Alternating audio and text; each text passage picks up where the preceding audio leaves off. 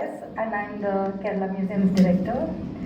We have had the opportunity to collaborate on several events before this, Dr. Srija and I, and we felt that at some point of time, if we have the opportunity to bring something like this to the museum space, it would be a wonderful one to explore. Today's evening will commence with a thought-provoking panel discussion featuring esteemed theatre professionals whom Dr. Srija will introduce to you all now shortly, climate scientists and community members who will explore the multifaceted relationship between community, climate and artistic expression. This will be followed by Chevitorma, a compelling community theatre production that portrays the lives of individuals impacted by high tide flooding. Notably, the production has given rise to the Jalan Theatre Company, a distinctive group composed of members from the affected community itself. Their aim is to disseminate awareness about this pressing global issue that has been aggravated with climate crisis with India and the Kerala coast, especially being particularly vulnerable. We believe your presence will greatly contribute to encouraging community-driven solutions for climate action. And I now would like to warmly welcome Dr. Srija to the stage to introduce our panelists and then tell you a little bit more about the play that's going to happen up the road at the amphitheatre after this talk. Thank you, Aditi, and thank you, Kerala Museum, for this opportunity that we have been in the search for a long time. In fact, in January, when the general talks happened, it was standing right here that I had communicated to Aditi standing over there, saying that, ശരി. അപ്പോൾ ഒരു ജാനുവരി മാസത്തിൽ ഇവിടെ വൃഷികപ്പൊക്കത്തെ കുറിച്ചിട്ട് general ടോക്കിന്റെ സംസാരത്തിന്റെ ഇടയിലാണ് ഇവിടെ നിന്നുകൊണ്ട് തന്നെ അവിടെ നിൽക്കുന്ന അതിഥിയോട് ഞാൻ പറഞ്ഞത് നമുക്ക് എപ്പോഴെങ്കിലും ചെവിട്ടോർമ്മ ഇവിടെ ചെയ്യണം, അതിനുള്ള പൈസ പരിപാടികളൊക്കെ നമുക്ക് ഒരുമിച്ച് സംഘടിപ്പിക്കാം എന്നുള്ളത്. അത് ഈ വേനൽക്കാലം അവസാനിക്കുന്നതിന് മുമ്പ് വെള്ളം മുമ്പ് കയറുന്നതിനെക്കാട്ടൊക്കെ കൂടുതൽ പൊക്കത്തിൽ കയറുന്ന ഈ സമയത്ത് ഒരു വലിയ ഓർമ്മപ്പെടുത്തലായിട്ട് ചെയ്യാൻ സാധിച്ചതിൽ വലിയ കൃതജ്ഞതയുണ്ട് കേരള മ്യൂസിയത്തിനോടും അതിഥിയോടും. പ്രത്യേകിച്ചും നന്ദി പറഞ്ഞുകൊണ്ട് അസറിൻ്റെ അടുത്ത് ഇതിപ്പോൾ ഇവിടെ നടക്കാൻ നമുക്ക് അകമഴിഞ്ഞ എല്ലാവിധ സഹായങ്ങളും ചെയ്ത് അസറിൻ്റെ അടുത്തും, പിന്നെ ഇന്ന് നാളെ നാടകം എന്ന് പറഞ്ഞാലും തയ്യാറായി നിൽക്കുന്ന ജലം തിയേറ്റർ കമ്പനിയിൽ എല്ലാവരോടും നന്ദി ഇവിടെ രേഖപ്പെടുത്തിയോണ്ട് ഞാൻ പാനലിലേക്കുള്ള ആൾക്കാരെ വിളിക്കുകയാണ്. സമയത്തിൻ്റെ ചെറിയ പരിമിതികൾ ഉള്ളതുകൊണ്ട് ഇത് മോഡറേറ്റ് ചെയ്യുന്നത് നമ്മൾക്ക് എല്ലാവർക്കും പരിചിതനും പ്രിയങ്കരനും ആയിട്ടുള്ള ഡോക്ടർ ശ്രീജിത്ത് രമണനാണ്. സ്റ്റേജിലേക്ക് വരും. പാനലിന് പിന്നെ ഉള്ളത് വിലാസിനി ചേച്ചിയാണ്. വിലാസിനി ചേച്ചിയുടെ ഞങ്ങളുടെ പരിചയം എന്ന് പറയുന്നത് വേലിയേറ്റ വെള്ളപ്പൊക്കത്തിനോടുള്ള പരിചയത്തിൻ്റെ അതേ പ്രായമാണ് അതിന്. വേലിയേറ്റ വെള്ളപ്പൊക്കത്തിന് നമ്മൾ മനസ്സിലാക്കുന്നത് വിലാസിനി ചേച്ചിയുടെ വാക്കുകളിലൂടെയാണ്, വിലാസിനി ചേച്ചി നടത്തിയിട്ടുള്ള സമരങ്ങളിലൂടെയാണ്.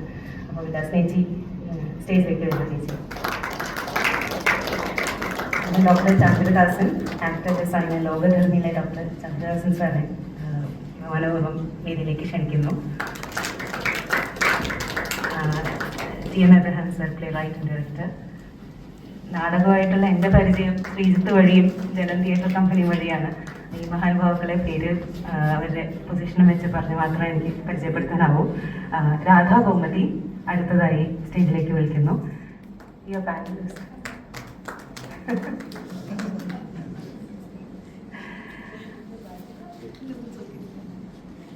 രാധയായിട്ടുള്ള എൻ്റെ സൗഹൃദത്തിന് ഇതിനെക്കാട്ടും കൂടുതൽ ആളുകളുണ്ട്. എൻ്റെ ടീച്ചറായിട്ടാണ് രാധ എൻ്റെ ജീവിതത്തിലേക്ക് വരുന്നത്. എൻ്റെ വര പഠിപ്പിച്ച ആദ്യത്തെ ടീച്ചറാണ്.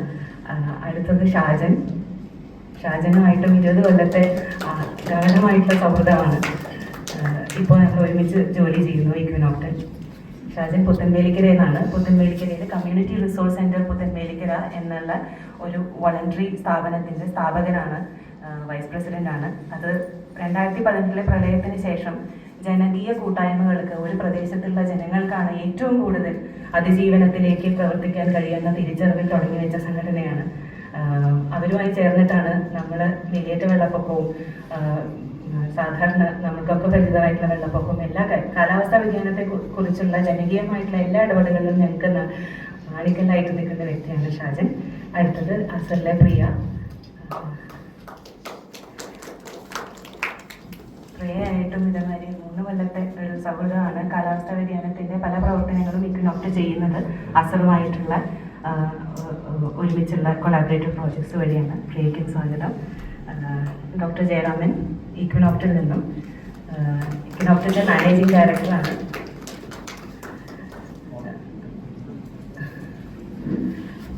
ഈ വേലിയേറ്റ വെള്ളപ്പൊക്കത്തിൻ്റെ ഒരു 3 കൊല്ലം മുമ്പ് ഫുൾ ബ്രൈറ്റ് അലുമിനെ ഒരു ഫെലോഷിപ്പ് നമുക്ക് കിട്ടുകയുണ്ടായി. അദ്ദേഹം ഒരു ഫുൾ ബ്രൈറ്റ് അലുമിനെ കൂടിയാണ്. ആ ഫെലോഷിപ്പിൻ്റെ ഒരു ബലത്തിലാണ് വേലിയേറ്റ വെള്ളപ്പൊക്കത്തിനെ ഒരു പൊതുമണ്ഡലത്തിലെ ഒരു സംസാര വിഷയമാക്കി മാറ്റാൻ ഞങ്ങൾക്ക് സാധിച്ചത്. അല്ലെങ്കിൽ ഇത് കായലോര പ്രദേശത്തെ ചില വീടുകളിൽ കൃഷികാര്യങ്ങളിൽ കയറിയിരുന്ന ഒരു പൊക്കം എന്ന രീതിയിൽ ബാക്കിയുള്ള നമ്മുടെ ആരുടെയും ജീവിത ഒരു സങ്കല്പങ്ങളിലോ സംസാരങ്ങളിലോ ഒന്നും കടന്നു വന്നിട്ടില്ലാത്ത വേലിയേറ്റ വെള്ളപ്പൊക്കത്തിനെ ഈ ഒരു ചർച്ചാ വിഷയത്തിലേക്ക് കൊണ്ടുവന്നതിന് അദ്ദേഹം നയിച്ച പ്രോജക്റ്റിന് വലിയൊരു പങ്കുണ്ട്. പക്ഷെ ഇതിനേക്കാളൊക്കെ അപ്പുറത്തേക്ക് ഈ വേദിയിൽ ഇപ്പോൾ നിൽക്കുന്ന എല്ലാവരും തന്നെ സുഹൃത്തുക്കളാണ്. അപ്പോൾ കാലാവസ്ഥാ വ്യതിയാന കാലത്ത് ഇക്വിനോക്റ്റിനെ സംബന്ധിച്ച് നമ്മൾ പറയുന്ന ഒരു കാര്യമുണ്ട്. കൂട്ടായ്മകളിലേക്കൂടെയും ഇത്തരത്തിലുള്ള സൗഹൃദങ്ങൾ കൂടിയും മാത്രമേ നമുക്ക് ഇനി അപരിചിതമായിട്ടുള്ള ഒരു കാലത്തേക്ക് നമുക്ക് കടന്നു ചെല്ലാൻ കഴിയുള്ളൂ.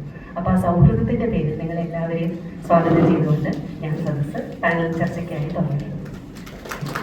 ഒരു പാനൽ ഡിസ്കഷനിലേക്ക് പോകുന്നത് നമുക്ക് ഏറെ ഗുണപ്രദമാകാൻ സാധ്യതയുണ്ട്. പ്രത്യേകിച്ചും ഈ വിഷയത്തിൻ്റെ ഒരു പ്രസക്തി വെച്ചിട്ട് വ്യക്തിപരമായി എന്നെ സംബന്ധിച്ച് തലയ്ക്കകത്ത് ഒന്നുമില്ല. കാരണം അല്പശേഷം എൻ്റെ നാടകം ഈ പറയുന്നതൊക്കെ നടക്കാൻ പോകണം. അപ്പോൾ അതുമായിട്ട് ബന്ധപ്പെട്ട ക്രമീകരണങ്ങൾ നടന്നുകൊണ്ടിരിക്കുകയാണ്. അപ്പോൾ അതിൻ്റെ ഒരു മാനസിക ബുദ്ധിമുട്ടുണ്ട്. പ്രത്യേകിച്ച് ഞാൻ ഇത് കമ്മിറ്റ് ചെയ്യുന്ന സമയത്ത്, പ്രത്യേകിച്ച് ഇവിടെ നാടകം നടത്താനുള്ള തരവുകൊണ്ട് കമ്മിറ്റ് ചെയ്യുന്ന സമയത്ത് ഞാൻ എല്ലാം കമ്മിറ്റ് ചെയ്ത് പോയതിൻ്റെ കൂട്ടത്തിൽ സംഭവിച്ചു പോയ ശ്രീജ പറയുന്നു, ശ്രീജ ഒരു പാനൽ ഡിസ്കഷൻ. ഞാൻ പറയും ഓക്കെ നമ്മളെ സംബന്ധിച്ച് ആത്യന്തികമായിട്ട് നാടകം നടക്കുക എന്നുള്ളതാണ് ലക്ഷ്യം. പക്ഷേ ഇത് വളരെ ഫ്രൂട്ട്ഫുൾ ആയിട്ടുള്ള, ഇതിന് അത്യാവശ്യമായിട്ടുള്ള ഒരു സംഗതി തന്നെയാണ്. അതിനകത്ത് യാതൊരു സംശയമില്ല. അതിനാൽ തന്നെ ഒരു പക്ഷേ ഈ വിഷയത്തെക്കുറിച്ച് ഏറ്റവും നന്നായിട്ട് ഗൗരവമായിട്ട് ഈ വിഷയത്തെക്കുറിച്ച് സംസാരിക്കാൻ പറ്റുന്ന വിവിധ മേഖലകളിൽപ്പെട്ട വ്യക്തിത്വങ്ങളാണ് ഇവിടെ ഒത്തുചേർന്നിരിക്കുന്നത്. നമുക്ക് ഏവർക്കും അറിയാം, പ്രത്യേകിച്ച് ഈ വന്നിരിക്കുന്ന പ്രബുദ്ധമായ സദസ്സിനോട് ഞാൻ പ്രത്യേകിച്ച് എക്സ്പ്ലെയിൻ ചെയ്യേണ്ട കാര്യമില്ല. നമ്മൾ ദൈനംദിനം ഓരോ ദിവസം കഴിയുന്തോറും ക്ലൈമറ്റ് ക്രൈസിസുമായിട്ട് ബന്ധപ്പെട്ട് ലോകത്ത് നടന്നുകൊണ്ടിരിക്കുന്ന ഓരോ ചേഞ്ചസും എങ്ങനെയാണ് മനുഷ്യ ജീവിതത്തെ, നമ്മുടെ ആവാസ വ്യവസ്ഥയെ എത്രത്തോളമാണ് പ്രതികൂലമായി ബാധിക്കുന്നത് എന്നുള്ളത് ഇനി എത്ര സുരക്ഷിതമായ ഇടങ്ങളിലാണെന്ന് വിശ്വസിക്കുന്ന ആളുകളെ പോലും ബാധിച്ചുകൊണ്ടിരിക്കുന്ന ഒരു സമയമാണ്. ഒരുപക്ഷെ അത്തരം സാധാരണ മനുഷ്യർക്കൊന്നുമുള്ള പ്രിവിലേജുകളില്ലാത്ത ദീർഘകാലം അല്ലെങ്കിൽ ഒരു മനുഷ്യായുസ് മുഴുവൻ ഒരുപക്ഷെ ഇത്തരം പ്രതിസന്ധികളിലൂടെ കടന്നു വന്ന മനുഷ്യർ, അവരുടെ വാക്കുകൾ, ഒരുപക്ഷെ ഒരു ക്രിയേറ്റീവ് ആർട്ടിസ്റ്റ് എന്നുള്ള രീതിയിൽ എന്നെയൊക്കെ ഏറ്റവും കൂടുതൽ എന്താ പറയുക മനസ്സിനെ അസ്വസ്ഥമാക്കിയത് അത്തരത്തിലുള്ള ചില ജീവിതങ്ങളുടെ നേരനുഭവങ്ങൾ അടുത്തറിയാൻ കഴിഞ്ഞപ്പോഴാണ്. അതിൻ്റെ ഫലമാണ് ചെവിട്ടോർമ എന്ന് പറയുന്ന നാടകം. ഒരുപക്ഷെ അത് സാധ്യമാകാനുള്ള കാരണം തന്നെ ഇക്വിനോക്കിൻ്റെ ഏറ്റവും സമുന്നതരായിട്ടുള്ള അതിൻ്റെ മുൻനിരയിലുള്ള doctor Jayaraman, doctor Manjula Bharathi, doctor Sreeja, doctor Madhusoodanan, ഇങ്ങനെ തുടങ്ങിയ ഒരു കൂട്ടായ്മ അവർ നിരവധി വർഷങ്ങളായിട്ട് നടത്തിക്കൊണ്ടിരിക്കുന്ന ഒരു പ്രവർത്തനത്തിൻ്റെ തുടർച്ച എന്നുള്ള രീതിയിൽ. കാരണം അത് ലൈം ലൈറ്റിലേക്ക്, പ്രത്യേകിച്ചും ഭരണാധികാരികളിലേക്ക്, മറ്റു പൊതുസമൂഹത്തിലേക്ക് ഈ വിഷയങ്ങളെ എങ്ങനെ എത്തിക്കാമെന്നുള്ള അവരുടെ നിരന്തര അന്വേഷണത്തിന്റെ ഭാഗമായിട്ടുള്ള പല പ്രവർത്തികൾ ഒന്നായിട്ടാണ് അവർ എനിക്ക് ഇത്തരം ഒരു അസൈൻമെന്റ് തന്നത്. അസൈൻമെന്റ് തരുന്ന സമയത്ത് ഒരു സാധാരണ ഒരു നാടകം ചെയ്യാനായിട്ട് എത്തിപ്പെട്ട ഒരു വ്യക്തിത്വമാണ് ഞാൻ. പക്ഷേ വിഷയത്തിന്റെ ഒരു വ്യാപ്തി ആ പ്രദേശങ്ങളിൽ ഇത്തരം വേലിയേറ്റ വെള്ളപ്പൊക്കം നേരിടുന്ന പ്രദേശങ്ങളിലൂടെ നടന്നു പോകുന്ന സമയത്ത് അതൊരു സാധാരണ നാടക കാഴ്ചയിൽ അവസാനിപ്പിക്കേണ്ടതല്ല എന്നുള്ള തോന്നലിൽ ഇവരോടൊപ്പം ചേർന്ന ഒരു വ്യക്തിത്വമാണ് ഞാൻ. അപ്പം എങ്ങനെയാണ് നമ്മുടെ ഒരു ആർട്ട് പ്രാക്ടീസ്, പ്രത്യേകിച്ചും ജനോപകാരപ്രദമായ ഇത്തരം വിഷയങ്ങളിലേക്ക് നമ്മൾ കലയെ ബന്ധിപ്പിക്കുന്ന സമയത്ത് കലയ്ക്ക് എന്തുമാത്രം വലിയ വിപ്ലവമല്ല, പക്ഷെ അതിനപ്പുറം ഒട്ടനവധി ആശ്വാസം നൽകാനും ഒട്ടനവധി മനുഷ്യരെ ചേർത്ത് നിർത്താനും ഒന്നിപ്പിക്കാനും ഒക്കെ കഴിയുന്ന ഭയങ്കര ഒരു മാജിക്കൽ ക്വാളിറ്റി കലയ്ക്കുണ്ട്. അത് ഞങ്ങളിങ്ങനെ ഓരോ നിമിഷവും അനുഭവിച്ചുകൊണ്ടിരിക്കണം. ഓരോ നിമിഷം എന്ന് പറയുന്നത് നിങ്ങൾ കാണാൻ പോകുന്ന നാടകം മാത്രമല്ല, അതിന്റെ പിന്നിലുള്ള ബാക്ക് സ്റ്റേജിലുള്ള ഒട്ടനവധി അനുഭവങ്ങളുണ്ട്. അപ്പം അത്തരം കാര്യങ്ങളും ഒക്കെ നമ്മൾ വിശദമായിട്ടൊന്ന് ചർച്ചയ്ക്ക് വെക്കുക. നമ്മുടെ മുന്നോട്ടുള്ള പോക്ക് അതാണ് പ്രധാനം. പ്രത്യേകിച്ച് ഈ ചർച്ചയുടെ ലക്ഷ്യം തന്നെ ഒരു നാടകം അവതരിപ്പിക്കപ്പെടുക, അതിനെ ചർച്ച ചെയ്യുന്നില്ല. ആ ചർച്ചയിലൂടെ കുറേയും കൂടെ കാര്യക്ഷമമായിട്ട് നമ്മുടെ ഭരണ സംവിധാനങ്ങൾക്ക് എങ്ങനെ ക്രിയാത്മകമായിട്ട് ഇത്തരം കാര്യങ്ങളിൽ ഇടപെടാം എന്നുള്ളതിനെ കുറിച്ചുള്ള വലിയൊരു അന്വേഷണം ആരംഭിക്കേണ്ടതുണ്ട്. അതിന് തീർച്ചയായിട്ടും ഈ ചർച്ച ഒരു പ്രേരകമായി തീരുമെന്ന ഉറച്ച വിശ്വാസം എനിക്കുണ്ട്. ഞാൻ ദീർഘിപ്പിക്കുന്നില്ല, കാരണം വളരെ ഗൗരവമായിട്ട് ഈ വിഷയത്തെക്കുറിച്ച് സംസാരിക്കാൻ പറ്റുന്ന ഒട്ടനവധി വ്യക്തിത്വങ്ങളുണ്ട്. ഒരുപക്ഷെ ഇതിന്ന് ഇവിടെ തുടങ്ങി വെക്കാൻ പറ്റുന്ന ഒരു പ്രധാന വ്യക്തിത്വമാണ് വിലാസിനി ചേച്ചി. വിലാസിനി ചേച്ചിയെ കുറിച്ച് പറഞ്ഞുകൊണ്ട് തന്നെ ഞാൻ ആരംഭിക്കാം. ഞങ്ങളുടെ ഈ പറയുന്ന നാടകം രൂപപ്പെടുത്താനായിട്ട് ഞാൻ ആ പ്രദേശത്ത് ചെന്ന സമയത്ത് ആദ്യം സ്വാഭാവികമായിട്ടും എൻ്റെ മുന്നിലേക്ക് ഷാജൻ മാഷ് ഇവിടെ ഉണ്ടെന്ന് തോന്നുന്നു. ഷാജൻ മാഷ് എത്തിച്ചു തന്നത് നാടകമോഹികളായിട്ടുള്ള സിനിമ അഭിനയമോഹികളായിട്ടുള്ള കുറെ ആളുകളെ ആയിരുന്നു ആദ്യത്തെ ഒരു മീറ്റിങ്ങിൽ. ഷാജൻ മാഷ് വിചാരിച്ചു അതായിരിക്കും ഗംഭീരമായിട്ട് അഭിനയിക്കുന്ന ആളുകളെ കൊടുത്തു കഴിഞ്ഞാൽ ശ്രീതു മാഷ് വന്നിട്ട് നല്ലൊരു നാടകം ചെയ്തിട്ട് പോകുന്നുള്ള വിശ്വാസത്തിന്റെ അടിസ്ഥാനത്തിൽ അങ്ങനെ കുറെ ആളുകളെ എൻ്റെ ചുറ്റിനും കൊണ്ടുവന്നിരുത്തി. ഞാൻ അവിടുത്തെ പുത്തമ്പേലിക്കര ഒരു സ്കൂളിലാണ് ചെന്നത്. ഞാനിങ്ങനെ മൊത്തത്തിലൊന്ന് നോക്കിയത് സമയത്ത് എനിക്കിത് മനസ്സിലായി, ഈ പദ്ധതി മുന്നോട്ട് പോവില്ല. ഞാനുള്ള യാഥാർത്ഥ്യം അവിടെ വെച്ച് തന്നെ തുറന്നു പറഞ്ഞു, പക്ഷെ നമുക്ക് അങ്ങനെ വേണ്ട, നമുക്ക് ഏതെങ്കിലും തരത്തിൽ ഈ വിഷയവുമായിട്ട് ബന്ധപ്പെട്ട് നേരനുഭവമുള്ള അവിടെ ജീവിക്കുന്ന ജനതയിലെ ആരെങ്കിലും ഒക്കെ തയ്യാറാവുകയാണെങ്കിൽ നമുക്ക് മുന്നോട്ട് പോകാം. അങ്ങനെ ഞങ്ങളുടെ അന്വേഷണം മുന്നോട്ട് പോവുകയും അതിന്റെ അടിസ്ഥാനത്തിൽ ഞങ്ങളൊരു കൂട്ടായ്മ രൂപപ്പെട്ടു. കൂട്ടായ്മ എന്ന് പറഞ്ഞാൽ ആദ്യം ഒരു വലിയ സംഘമായിരുന്നു. പക്ഷെ സ്വാഭാവികമായിട്ട് ഇതൊരു നാടകം കളിയാണ്, ഇവരെന്താണ് ഉദ്ദേശിക്കുന്നതൊക്കെ തിരിച്ചറിയാൻ കഴിയാത്ത മനുഷ്യരൊക്കെ ഞങ്ങൾ ആദ്യത്തെ 2 ദിവസം കൊണ്ട് വിട്ടുപോയി. പക്ഷെ അതിൽ വിട്ടുപോകാതെ ഞങ്ങളെ വിശ്വസിച്ച് ഇതിലെന്തോ ഉണ്ട്, ഇത് നാടകം കളിയല്ല, അതിനപ്പുറത്തേക്ക് വലിയ കാര്യം ഇതിലുണ്ട് എന്ന് വിശ്വസിച്ച് ഞങ്ങളോടൊപ്പം ചേർന്ന് നിന്ന കുറച്ച് മനുഷ്യരുണ്ട്.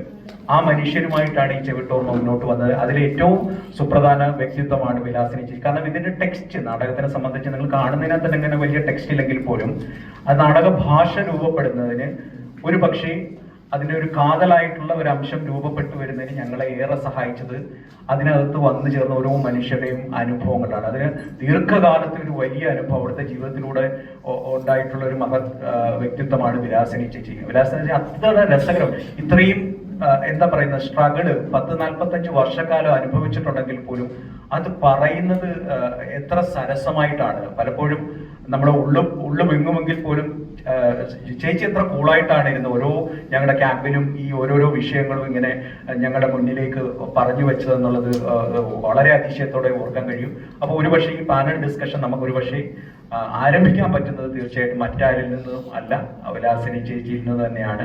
അപ്പോൾ വിലാസിനി ചേച്ചിയുടെ കുറച്ച് കാര്യങ്ങൾ നമുക്ക് കേൾക്കാം. എന്താണ് ഒരുപക്ഷെ ക്ലൈമറ്റ് ക്രൈസിസ് അടുത്തിട്ടുള്ള മനുഷ്യരെ, അവരുടെ ചിന്തകളെ, അവരുടെ ശരീരത്തെ, അവരുടെ ചുറ്റുപാടിനെ എങ്ങനെയാണ് ബാധിക്കുന്നത് എന്നുള്ളത് നമുക്ക് ശരിക്കറിയാൻ പറ്റും വിലാസിനി ചേച്ചിയുടെ വാക്കുകളിൽ.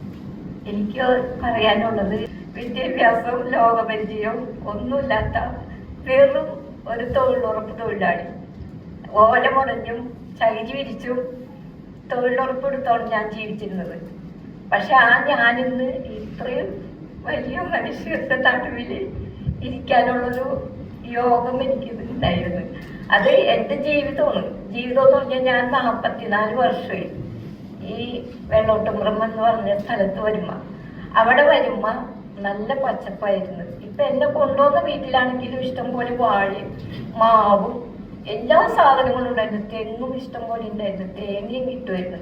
ഞങ്ങളുടെ ഏക വരുമാനവും അതായിരുന്നു. കുറച്ച് നാൾ ഒരു 10 വർഷം 15 വർഷം കഴിഞ്ഞപ്പോൾ ഇങ്ങനെ ഓരോന്നോരോന്ന് നശിച്ച് വെള്ളം കയറി ഞങ്ങൾക്ക് എല്ലാം നഷ്ടപ്പെട്ട്, അതായത് എല്ലാവരും ഞങ്ങൾക്കുള്ള വരുമാനങ്ങളെല്ലാം നഷ്ടപ്പെട്ട്. പിന്നെ ഞങ്ങൾ അതിൽ നിന്ന് പിടിച്ച് കയറിയത് ഈ തൊഴിലുറപ്പ് വന്നായിരുന്നോളൂ. അതല്ല ഞങ്ങൾക്ക് ഓല മുടഞ്ഞ് കാശ് കൊടുത്ത് അങ്ങനെയൊക്കെയാണ് ജീവിച്ചിരുന്നത്. ചകിരി പിരിച്ച് എൻ്റെ ഭർത്താവ് ഒരു ചകിരി ഇരിക്കാറുണ്ടായിരുന്നു. അപ്പൊ അങ്ങനെയൊക്കെ ജീവിച്ച ഞാൻ കുറച്ച് നാള് ഒരു 10-15 വർഷം കഴിഞ്ഞപ്പോൾ ഞങ്ങൾ കുറച്ച് പെണ്ണുങ്ങൾ പറയുന്നു, നമുക്ക് ഇതിനൊരു എന്തെങ്കിലും ഒരു പരാതി കൊടുത്താൽ എപ്പോഴെങ്കിലും ഞങ്ങൾക്ക്, ഞാൻ പറയുന്നത് തെറ്റാണെങ്കിലും ശരി എന്നോട് ക്ഷമിക്കണം, പറയാൻ അറിയില്ല. അപ്പൊ അങ്ങനെ കൊടുത്തപ്പോഴാണ് ഞങ്ങൾക്ക് ഇതിനൊരു മറുപടി ഒന്നും കിട്ടാതെ 18-ലാണോ 19-ലാണോന്ന് എനിക്കറിയില്ല. ഈ ബ്ലോക്ക് മെമ്പർ, ബോർഡ് മെമ്പറും ഈ മധു സാറിനെ ഞങ്ങളുടെ സ്ഥലത്ത് കൊണ്ടുവരേ. അങ്ങനെ കൊണ്ടുവന്നപ്പോൾ ഈ സാറിനോട് എല്ലാ കാര്യങ്ങളും ഞാൻ പറഞ്ഞു, എൻ്റെ അനുഭവങ്ങൾ ഞാൻ പറഞ്ഞു കഴിഞ്ഞപ്പോൾ സാറ്, അന്ന് ആ കൊറോണ സമയമായിരുന്നു, സാറ് ഒരു വാക്ക് സാറ് പറഞ്ഞിട്ടുണ്ടായിരുന്നു, ഇതിൽ നിന്ന് ഞാൻ പിന്തിരിയെങ്കിൽ ഇതിനൊരു തീരുമാനം ഉണ്ടാക്കിയിട്ടേ പിന്തിരിയുള്ളൂ. പക്ഷെ സാറ് ആ വാക്ക് പാലിച്ച്. അപ്പൊ എൻ്റെ മോനെ വിളിച്ചിട്ട് പറഞ്ഞ് നിങ്ങൾ കൊടുത്താക്കുന്ന പരാതികളെല്ലാം കോപ്പികൾ അയച്ച് വാട്സപ്പിൽ ചെയ്യാൻ പറഞ്ഞു. അങ്ങനെ എൻ്റെ മോനെല്ലാം ഞാനെന്ന് പറഞ്ഞ ഏത് പേപ്പറുകളും ഞാൻ കോപ്പി എടുത്ത് സൂക്ഷിക്കുമായിരുന്നു.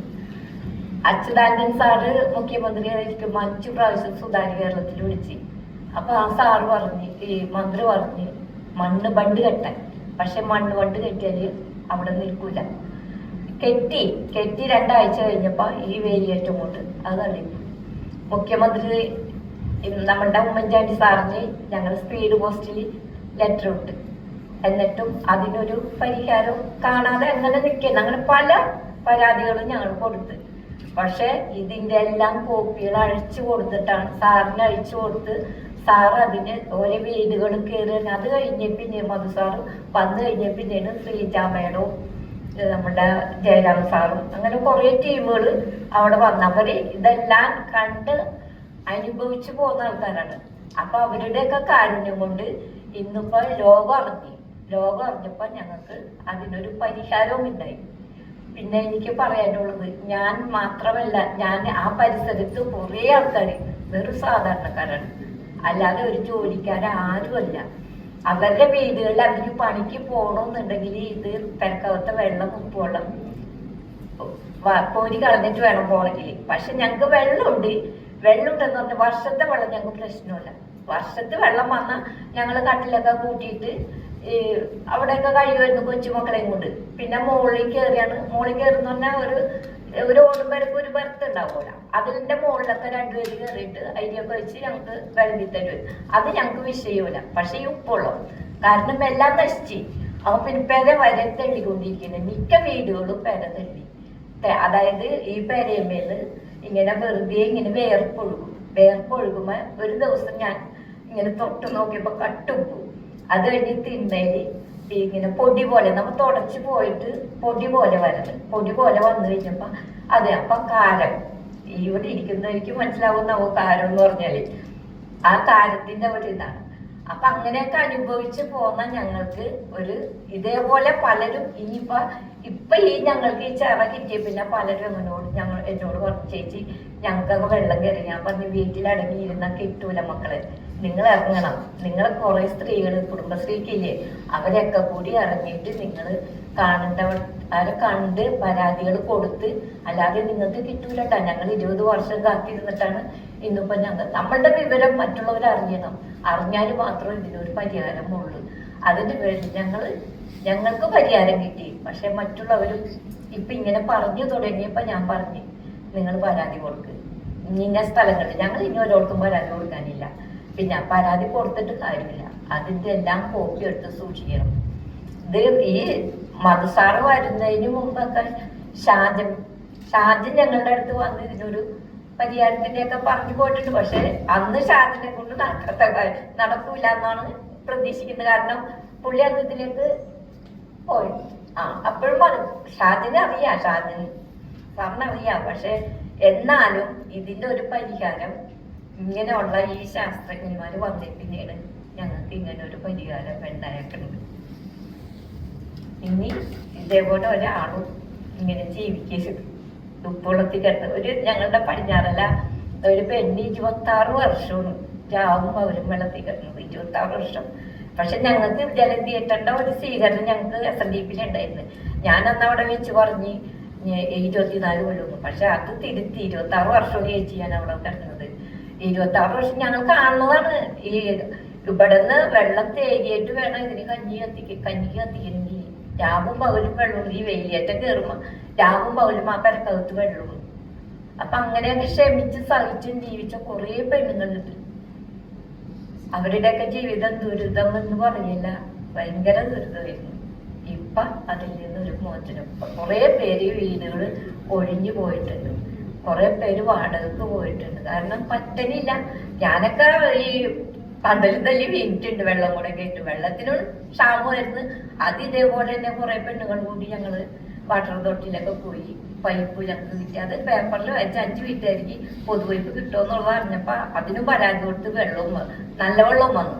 പക്ഷെ ഇപ്പൊ ഈ ഉപ്പുവെള്ളത്തിന് ഞങ്ങൾക്ക് പരിഹാരമായി. ഇപ്പൊ നമ്മൾ വീട്ടിലടങ്ങി ഇരുന്നിട്ട് കാര്യമില്ല, നമ്മൾ ഇറങ്ങണം. എല്ലാവരും അവസാനം എല്ലാവരും പോയി.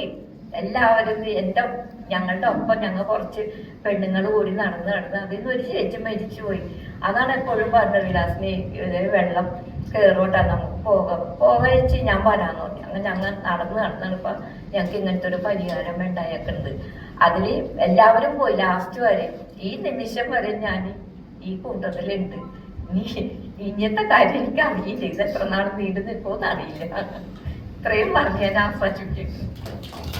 ഓക്കെ, നമുക്ക് അടുത്ത വ്യക്തിത്വത്തിലേക്ക് പോകാം. അടുത്തതായിട്ട് നമ്മളോട് സംവദിക്കാൻ പോകുന്നത് പ്രൊഫസർ ചന്ദ്രഹാസൻ മാഷാണ്. മാഷിനെ എനിക്ക് ഏറെക്കുറെ ആളുകളിലൂടെ സുപരിചിതമാണ്. എങ്കിൽ പോലും ഔപചാരികതയുടെ പേര് ഞാൻ ഒന്നുകൂടെ പരിചയപ്പെടുത്തുകയാണ്. ഒരു പക്ഷേ മലയാള നാടകവേദിയിലെ ഒരു വേറിട്ട വ്യക്തിത്വമാണ് മാഷ്. ഭാരതീയ നാടക സങ്കല്പം അല്ലെങ്കിൽ ഭാരതീയ നാടക ഭാഷ എന്നുള്ള അന്വേഷണം സത്യത്തിൽ വളരെ വിരളമായിട്ടുള്ള ആളുകൾ മാത്രമാണ് നടത്തിയിട്ടുള്ളത്. അതിന് സത്യത്തിൽ നമ്മുടെ എക്കോളജിയുമായിട്ട് അഭേദ്യമായ ബന്ധമുണ്ട്.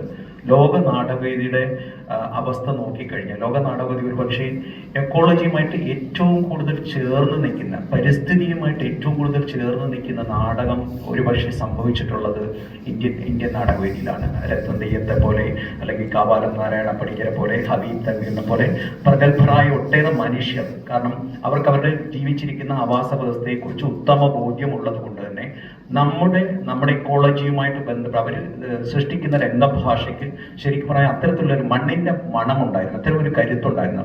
അപ്പൊ അതിന്റെ ഒരു പിന്തുടർച്ച ഒരുപക്ഷെ മുന്നോട്ട് കൊണ്ടുപോകുന്നതിൽ ഇന്ന് കേരള നാടകവേദിയിൽ തലയെടുപ്പോട് നിൽക്കുന്ന ഒരേ ഒരു വ്യക്തിത്വ സത്യത്തിൽ നമുക്ക് പറയാൻ പറ്റുന്നത് ചന്ദ്രഹാസൻ മാഷാണ്. അക്കാര്യത്തിൽ ഞങ്ങളൊക്കെ വളരെ അഭിമാനപൂർവ്വമാണ് മാഷിന്റെ ഓരോ പ്രവർത്തനങ്ങളെയും നോക്കിക്കാണുന്നത്.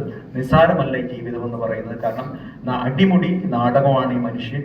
സ്വന്തമായിട്ട് ഈ പറയുന്ന ഇവിടുത്തെ ഭരണ സംവിധാനങ്ങളാണ് ശരിക്കും പറഞ്ഞാൽ നമുക്കിവിടെ നല്ല പെർഫോമിംഗ് ആർട്സ് സെന്ററുകൾ ഉണ്ടാക്കേണ്ടത്. ഒരു ദേശത്തിന്റെ ഒരു സാംസ്കാരിക ഉന്നമനമാണ് ഒരു ദേശത്തെ ശരിക്കും പറഞ്ഞാൽ മുന്നോട്ട് നയിക്കുന്നത്. അത് ചെയ്യേണ്ടത് പലപ്പോഴും ഭരണ സംവിധാനമാണ്. ഭരണ സംവിധാനം അറച്ചു നിൽക്കുന്ന സമയത്ത് ഇത്തരം വ്യക്തിത്വങ്ങൾ സ്വന്തം നിലയ്ക്ക് ഉയർന്നു വരുന്നതും അവർ ചെയ്യുന്ന പ്രവർത്തനങ്ങളും ശരിക്കും ശ്ലാഘനീയമാണ്. ആ നിരത്തിൽ ആ തരത്തിൽ ഒരുപക്ഷെ കേരളത്തിന് വലിയ സംഭാവനകൾ നൽകിക്കൊണ്ടിരിക്കുന്ന മാഷിന്റെ വാക്കുകൾ തീർച്ചയായിട്ടും നമുക്ക് വലിയ പ്രചോദനമാവും. മാഷിനെ സ്നേഹപൂർവ്വം ഈ ഡിസ്കഷനിലേക്ക് ഞാൻ ക്ഷണിക്കുകയാണ്. ഇന്നത്തെ ഈ ഒരു സഭയില് എന്താണ് പറയേണ്ടത് എന്നതിനെ കുറിച്ചിട്ട് എനിക്ക് വലിയ ഉറപ്പില്ല. വിലാസിനെ ചേച്ചി പറഞ്ഞ നമ്മളൊരു മഞ്ഞുമലയുടെ ഒരു അല്പം മാത്രമേ പറഞ്ഞിട്ടുള്ളൂ, പറയാതെ തന്നു കിടക്കാണ് കൂടുതൽ കാര്യങ്ങൾ.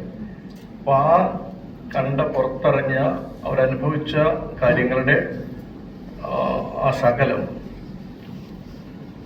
ആ ഒരു അന്തരീക്ഷത്തിലാണ് നിൽക്കുന്നത്. അത് കേൾക്കും. അത് നാടകവുമായി അത്ര നേരിട്ട് ബന്ധപ്പെട്ട കാര്യമല്ല.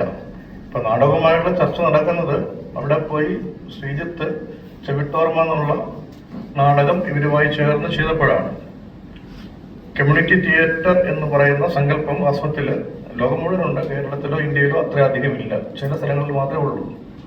ഒരു കമ്മ്യൂണിറ്റി തിയേറ്റർ എന്താണ്, എങ്ങനെയാണ് പ്രവർത്തിക്കേണ്ടതെന്നത് നല്ല ഉദാഹരണമായിട്ട് നമുക്ക് ശ്രീജിത്തിന്റെ ഈ ജലം തിയേറ്റർ കമ്പനി ആ നാടകവും നമുക്ക് പറയാൻ പറ്റും. അതിനെ നമ്മൾ നേരിട്ട് കാണാൻ പോകണം. അതിനെക്കുറിച്ചല്ല ഇപ്പൊ എനിക്ക് തോന്നുന്നത്, ഞാൻ നാടകക്കാരൻ എന്ന നിലയിൽ സംസാരിക്കുന്നതിനപ്പുറം ഞാനൊരു കുറെ അധികം വർഷം പരിസ്ഥിതി ശാസ്ത്രം പഠിപ്പിച്ച ആളാണ്. കോളേജിൽ എൻവയൺമെന്റൽ കെമിസ്ട്രിയാണ് ഞാൻ പഠിപ്പിച്ചിരുന്നത്. അപ്പൊ ആ പഠിപ്പിച്ച ഓരോ പെട്ടെന്ന് എനിക്ക് ഇപ്പോൾ ഇത് പറഞ്ഞപ്പോൾ തോന്നിയത്. അപ്പൊ അതിന്റെ വെളിച്ചത്തിൽ ഈ പ്രശ്നത്തെ മനസ്സിലാക്കാൻ പറ്റുമെന്നാണ് ഞാൻ പെട്ടെന്ന് ആലോചിച്ചത്. ഒരു കാര്യമുള്ളത്, ഇപ്പോ പുത്തമ്പേലിക്കരയിൽ വേലിയേറ്റം ഉണ്ടാകുന്നു. പ്രത്യേകിച്ച് വൃശ്ചികമാസമാണ് തോന്നുന്നു കൂടുതൽ വരുന്നത്. വൃശ്ചികമാസത്തില് സൂര്യനും ചന്ദ്രനും ഒരുപോലെ വരികയും ഭൂമിയിലെ ആകർഷണം കൂടുകയും ചെയ്യുന്ന സമയത്ത് ഒരു അപ്പർ ടൈഡ് ഉണ്ടാകുന്ന ഒരു കാലമാണ്. പിന്നെ മനസ്സിലാക്കിയിട്ടുള്ളത് അത് പണ്ടുപോലെ ഉള്ളതാണ്. പക്ഷെ അതിൻ്റെ ഒരു അളവിന് വ്യത്യാസം ഉണ്ടായിക്കൊണ്ടിരിക്കുന്നു. കൂടി വരുന്ന ഈ വേലിയേറ്റത്തിന്റെ അളവിന് വ്യത്യാസം ഉണ്ടായിക്കൊണ്ടിരിക്കുന്നു. ഇതിപ്പോ വൃശ്ചികമാസം കഴിഞ്ഞിട്ട് മറ്റു മാസങ്ങളിലും ഇത് വന്നു തുടങ്ങിയിരിക്കുന്നതാണ് വാസ്തവത്തിൽ വളരെ പ്രസിദ്ധി. മറ്റത് ഒരു വാക്കുണ്ട്, വൃശ്ചികലേറ്റം കൊണ്ട് വാക്ക്. അപ്പൊ അത് അവർക്ക് അറിയാവുന്നതാണ്, അതുമായിട്ട് സമരസപ്പെട്ട അവിടുത്തെ മനുഷ്യൻ ജീവിച്ചിരുന്നതാണ്. പക്ഷെ ഇത് വൃശ്ചികം കഴിഞ്ഞ് നിലവിൽ കഴിഞ്ഞ് മാർച്ച് ഏപ്രിലൊക്കെ അത് വരാൻ തുടങ്ങുമ്പോഴാണ് പ്രശ്നം. മഴയത്ത് വന്നാൽ പ്രശ്നമില്ല എന്ന് പറയുന്നു. കാരണം മഴ ഇപ്പൊ എന്തുകൊണ്ടാണ് ഇങ്ങനെ സംഭവിക്കുന്ന പ്രശ്നം. ഇപ്പൊ അതിനൊരു പരിഹാരം കിട്ടിയെന്ന് ശരിച്ച് വിശ്വസിക്കുന്നു. അവർക്കൊരു തടയണ കിട്ടിയിരിക്കുന്നു. കടലിൽ നേരിട്ട് വെള്ളം ഇപ്പൊ കയറുന്നില്ല എന്ന് പറയുന്നു. പക്ഷെ ഇതൊരു പരിഹാരമാണോ? ഈ പരിഹാരം എത്ര നാൾ ഇത് നിൽക്കും? എന്താണ് ഈ പ്രശ്നം? അപ്പൊ നമുക്ക് ഇതിന്റെ ഒരു ശാസ്ത്രീയമായ കാരണം വാസ്തവത്തിൽ വളരെ കൃത്യമായിട്ട് അറിഞ്ഞുകൂടാ. ഇപ്പൊ വൈപ്പിൻ ഐലൻഡ് എന്ന് പറഞ്ഞു തന്നെ 1300 ശേഷം ഉണ്ടായ ഒരു ഏറ്റവും പുതിയ ഭൂപ്രദേശമാണ്. അത് പണ്ടുപോലെയുള്ള ഒരു കരഭൂമിയൊന്നുമല്ല. 1300 വലിയ വെള്ളപ്പൊക്കം ഉണ്ടായപ്പോൾ കൊടുങ്ങല്ലൂർ ഭാഗത്തുണ്ടായിരുന്ന ഭൂമിയെല്ലാം ഒലിച്ചു പോവുകയും വൈപ്പിനിൽ ഇത് ഡിപ്പോസിറ്റ് ചെയ്യുകയും ചെയ്തു. 1600 ശേഷമാണ് അവിടെ വാസ്തവത്തിൽ ആളുകൾ കാര്യമായി പോയി താമസിക്കാൻ തുടങ്ങിയത്. അതുവരെ അതൊരു വളരെ ചുരുക്കം ആളുകൾ മാത്രം താമസിക്കുന്ന പ്രദേശമാണ് വൈപ്പിൻ എന്ന് പറയുന്നത്. ഈ പുത്തുമലിക്കരുടെ മാത്രം പ്രശ്നമല്ല, ഇത് ഞാറക്കലെ പ്രശ്നമുണ്ട്. പല സ്ഥലങ്ങളിലും ഈ ഒരു പ്രതിഭാസമുണ്ട്. അപ്പൊ ഈ ഒരു 1000-600 വർഷം മാത്രം പഴക്കമുള്ള ഈ ഒരു പ്രദേശത്ത് ഉണ്ടാകുന്ന ഭൂപ്രകൃതി, അവിടുത്തെ സ്ഥലം എങ്ങനെയാണ്? പല സ്ഥലവും കടൽനിരപ്പിന്റെ ഒപ്പമാണ്, താഴെയൊന്നുമല്ല.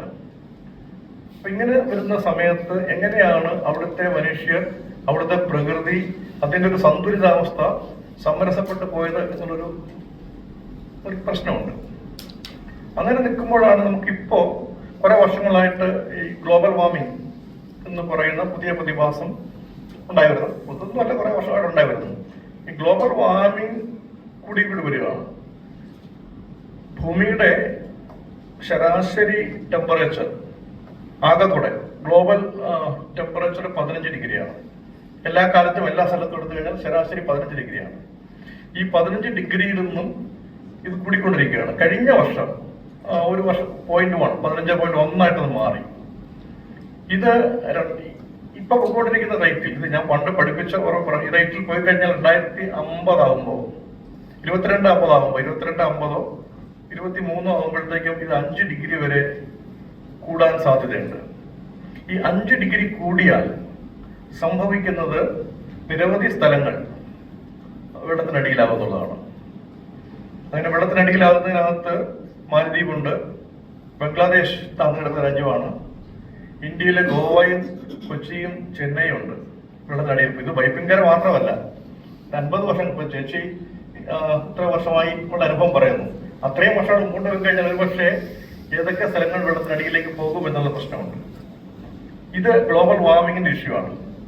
ഈ പ്രശ്നം ഉണ്ടാകുന്നത് ഇപ്പൊ പുത്തമേലിക്കര വെള്ളം കയറുന്നത് പുത്തമേലിക്കര അവിടെ ഉണ്ടാകുന്ന പ്രശ്നം കൊണ്ടല്ല. ഇത് ഒരുപക്ഷെ ന്യൂയോർക്കിൽ ഉണ്ടാകുന്ന പ്രശ്നം, അല്ലെങ്കിൽ വേറൊരു രാജ്യത്ത് വേറൊരുണ്ടാകുന്ന ഒരു പ്രശ്നം, അവിടുന്ന് പുറത്തേക്ക് പോകുന്ന ചില വാതകങ്ങൾ അന്തരീക്ഷത്തെ ചൂടാക്കുകയും ഇവിടെ ഒരു വാർമിംഗ് ഉണ്ടാകുകയും ചെയ്യുന്നു. ഇത് രാജ്യത്തിന്റെ പോലും പ്രശ്നമല്ല, ഇത് ലോക്കലായി അനുഭവപ്പെടുന്നു. പക്ഷെ ഇതൊരു ഗ്ലോബൽ പ്രതിഭാസമാണ്. അപ്പൊ അതിനുള്ള പരിഹാരം എവിടെ എന്ന് ചോദിച്ചാൽ നമുക്കൊരു ബണ്ട് കെട്ടി പ്രശ്നം പെട്ടെന്ന് പരിഹരിച്ചെന്ന് പറയാൻ പറ്റൂല, എന്നാണ് പ്രശ്നം.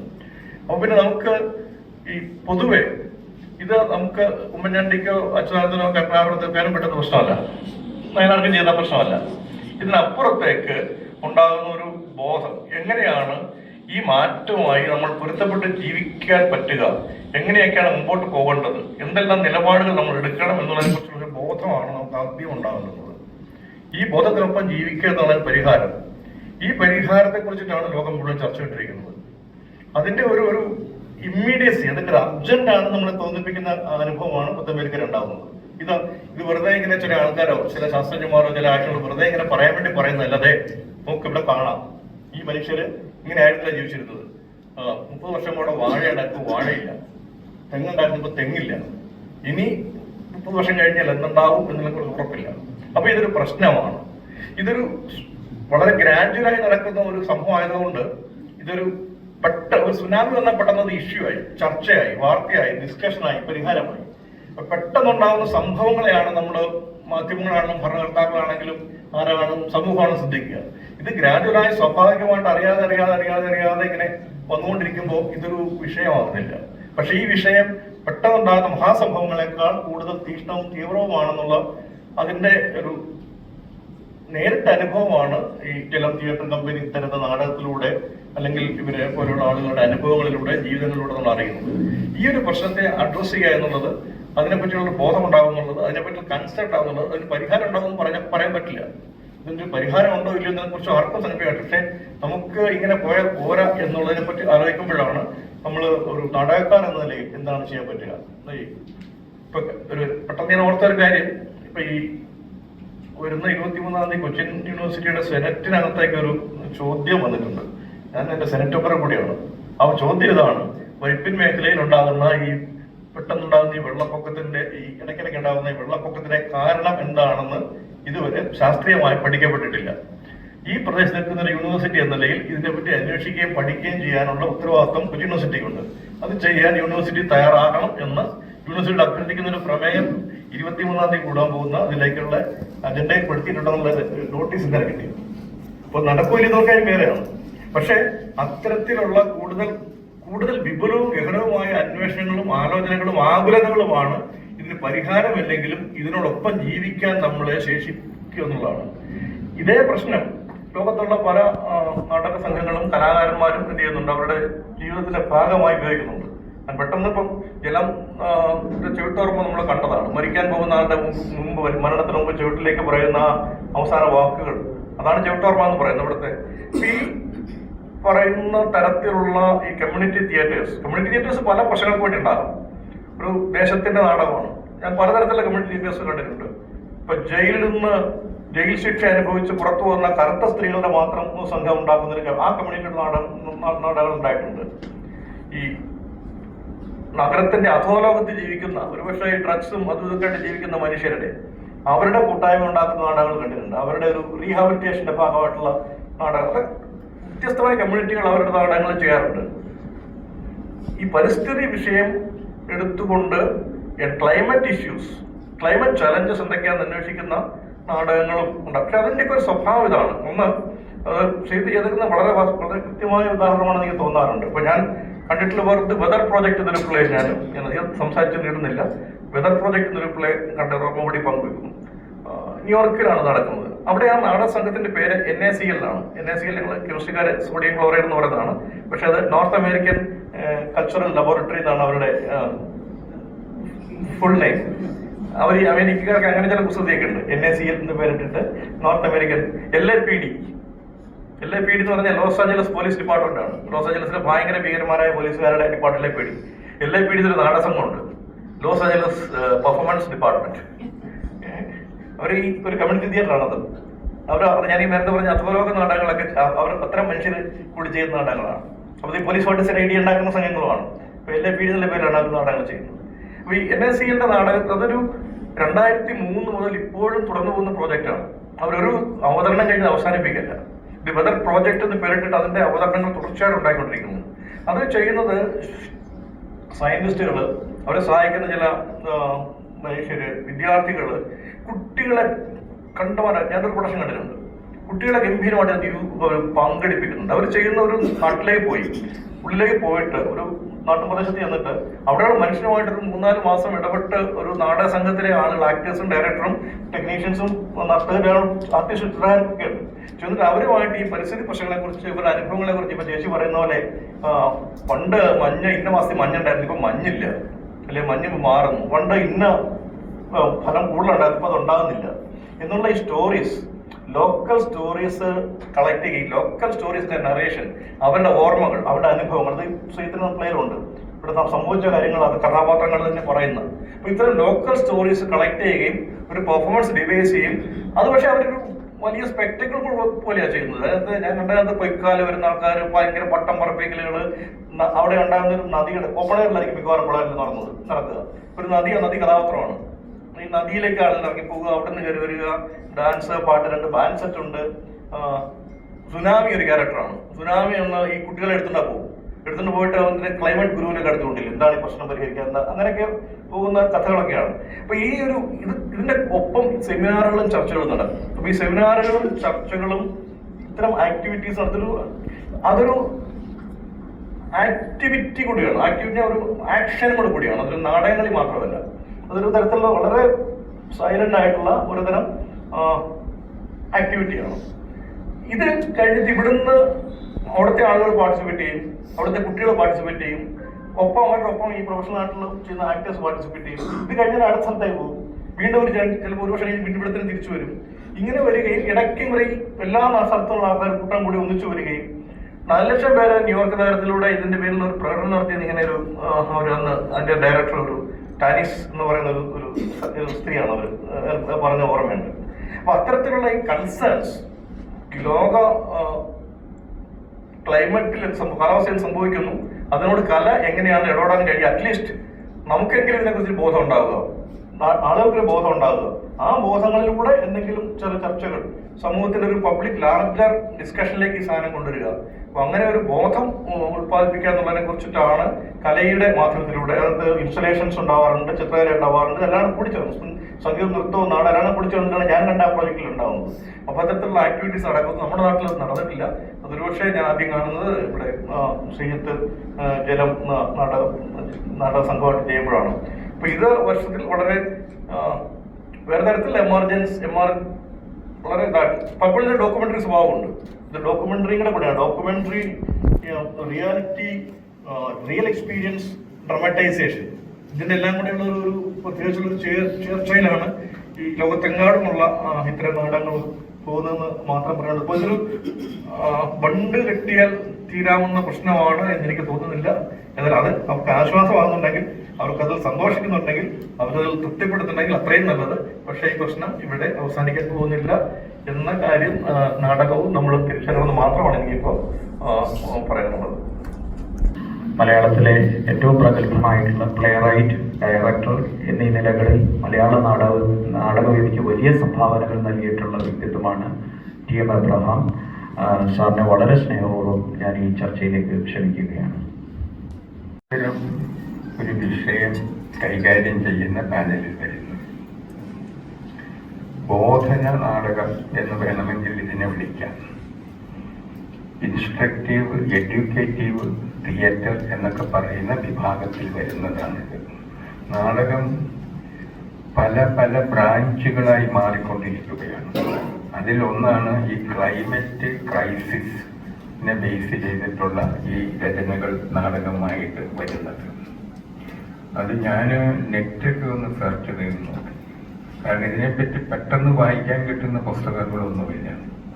നെറ്റിൽ സെർച്ച് ചെയ്ത് കഴിഞ്ഞപ്പോൾ ലോകത്തിൽ ഒട്ടേറെ ഇടങ്ങളിൽ ഈ ക്ലൈമറ്റ് ക്രൈസിസ് വിഷയമാക്കി ഇന്ന് നാടകങ്ങൾ അവതരിപ്പിക്കപ്പെടുന്നുണ്ട്. തെരുവ് നാടകത്തിലൊക്കെ പണ്ട് പല വിഷയങ്ങൾ കൈകാര്യം ചെയ്തുകൊണ്ടിരുന്നിട്ട് ഇന്ന് വളരെ സ്പെസിഫിക് ആയിട്ട് മാറി വരുന്ന ക്ലൈമറ്റ് ക്രൈസിസ്. അപ്പൊ ഞാൻ നോക്കിയപ്പോൾ ഒരു വിഷയം കൊടുത്തിരിക്കുന്നത് മത്സ്യങ്ങളില്ലാതെയാകുന്ന ഒരു കാലം. അത് ഒരു നാടകത്തിന്റെ വിഷയമാണ്. അപ്പൊ തീർച്ചയായിട്ടും എന്തുകൊണ്ട് എന്നുള്ളതാണ്. അപ്പൊ ഞാനതിനെ പറ്റി ആലോചിച്ചു. പണ്ടിവിടെ കിട്ടിക്കൊണ്ടിരുന്ന പല മത്സ്യങ്ങളും ഇന്ന് നമുക്ക് കിട്ടുന്നില്ല. അതായത് മത്സ്യങ്ങൾ ഇല്ലാതെ ആയിക്കൊണ്ടിരിക്കുന്നു. വേറെ പുതിയ മത്സ്യങ്ങൾ ഉണ്ടാകുന്നുണ്ടോ എന്ന് എനിക്കറിയില്ല. പക്ഷികൾ, ഈ പ്രകൃതിയിലെ പക്ഷികൾ ഇല്ലാതെയാകുന്നു.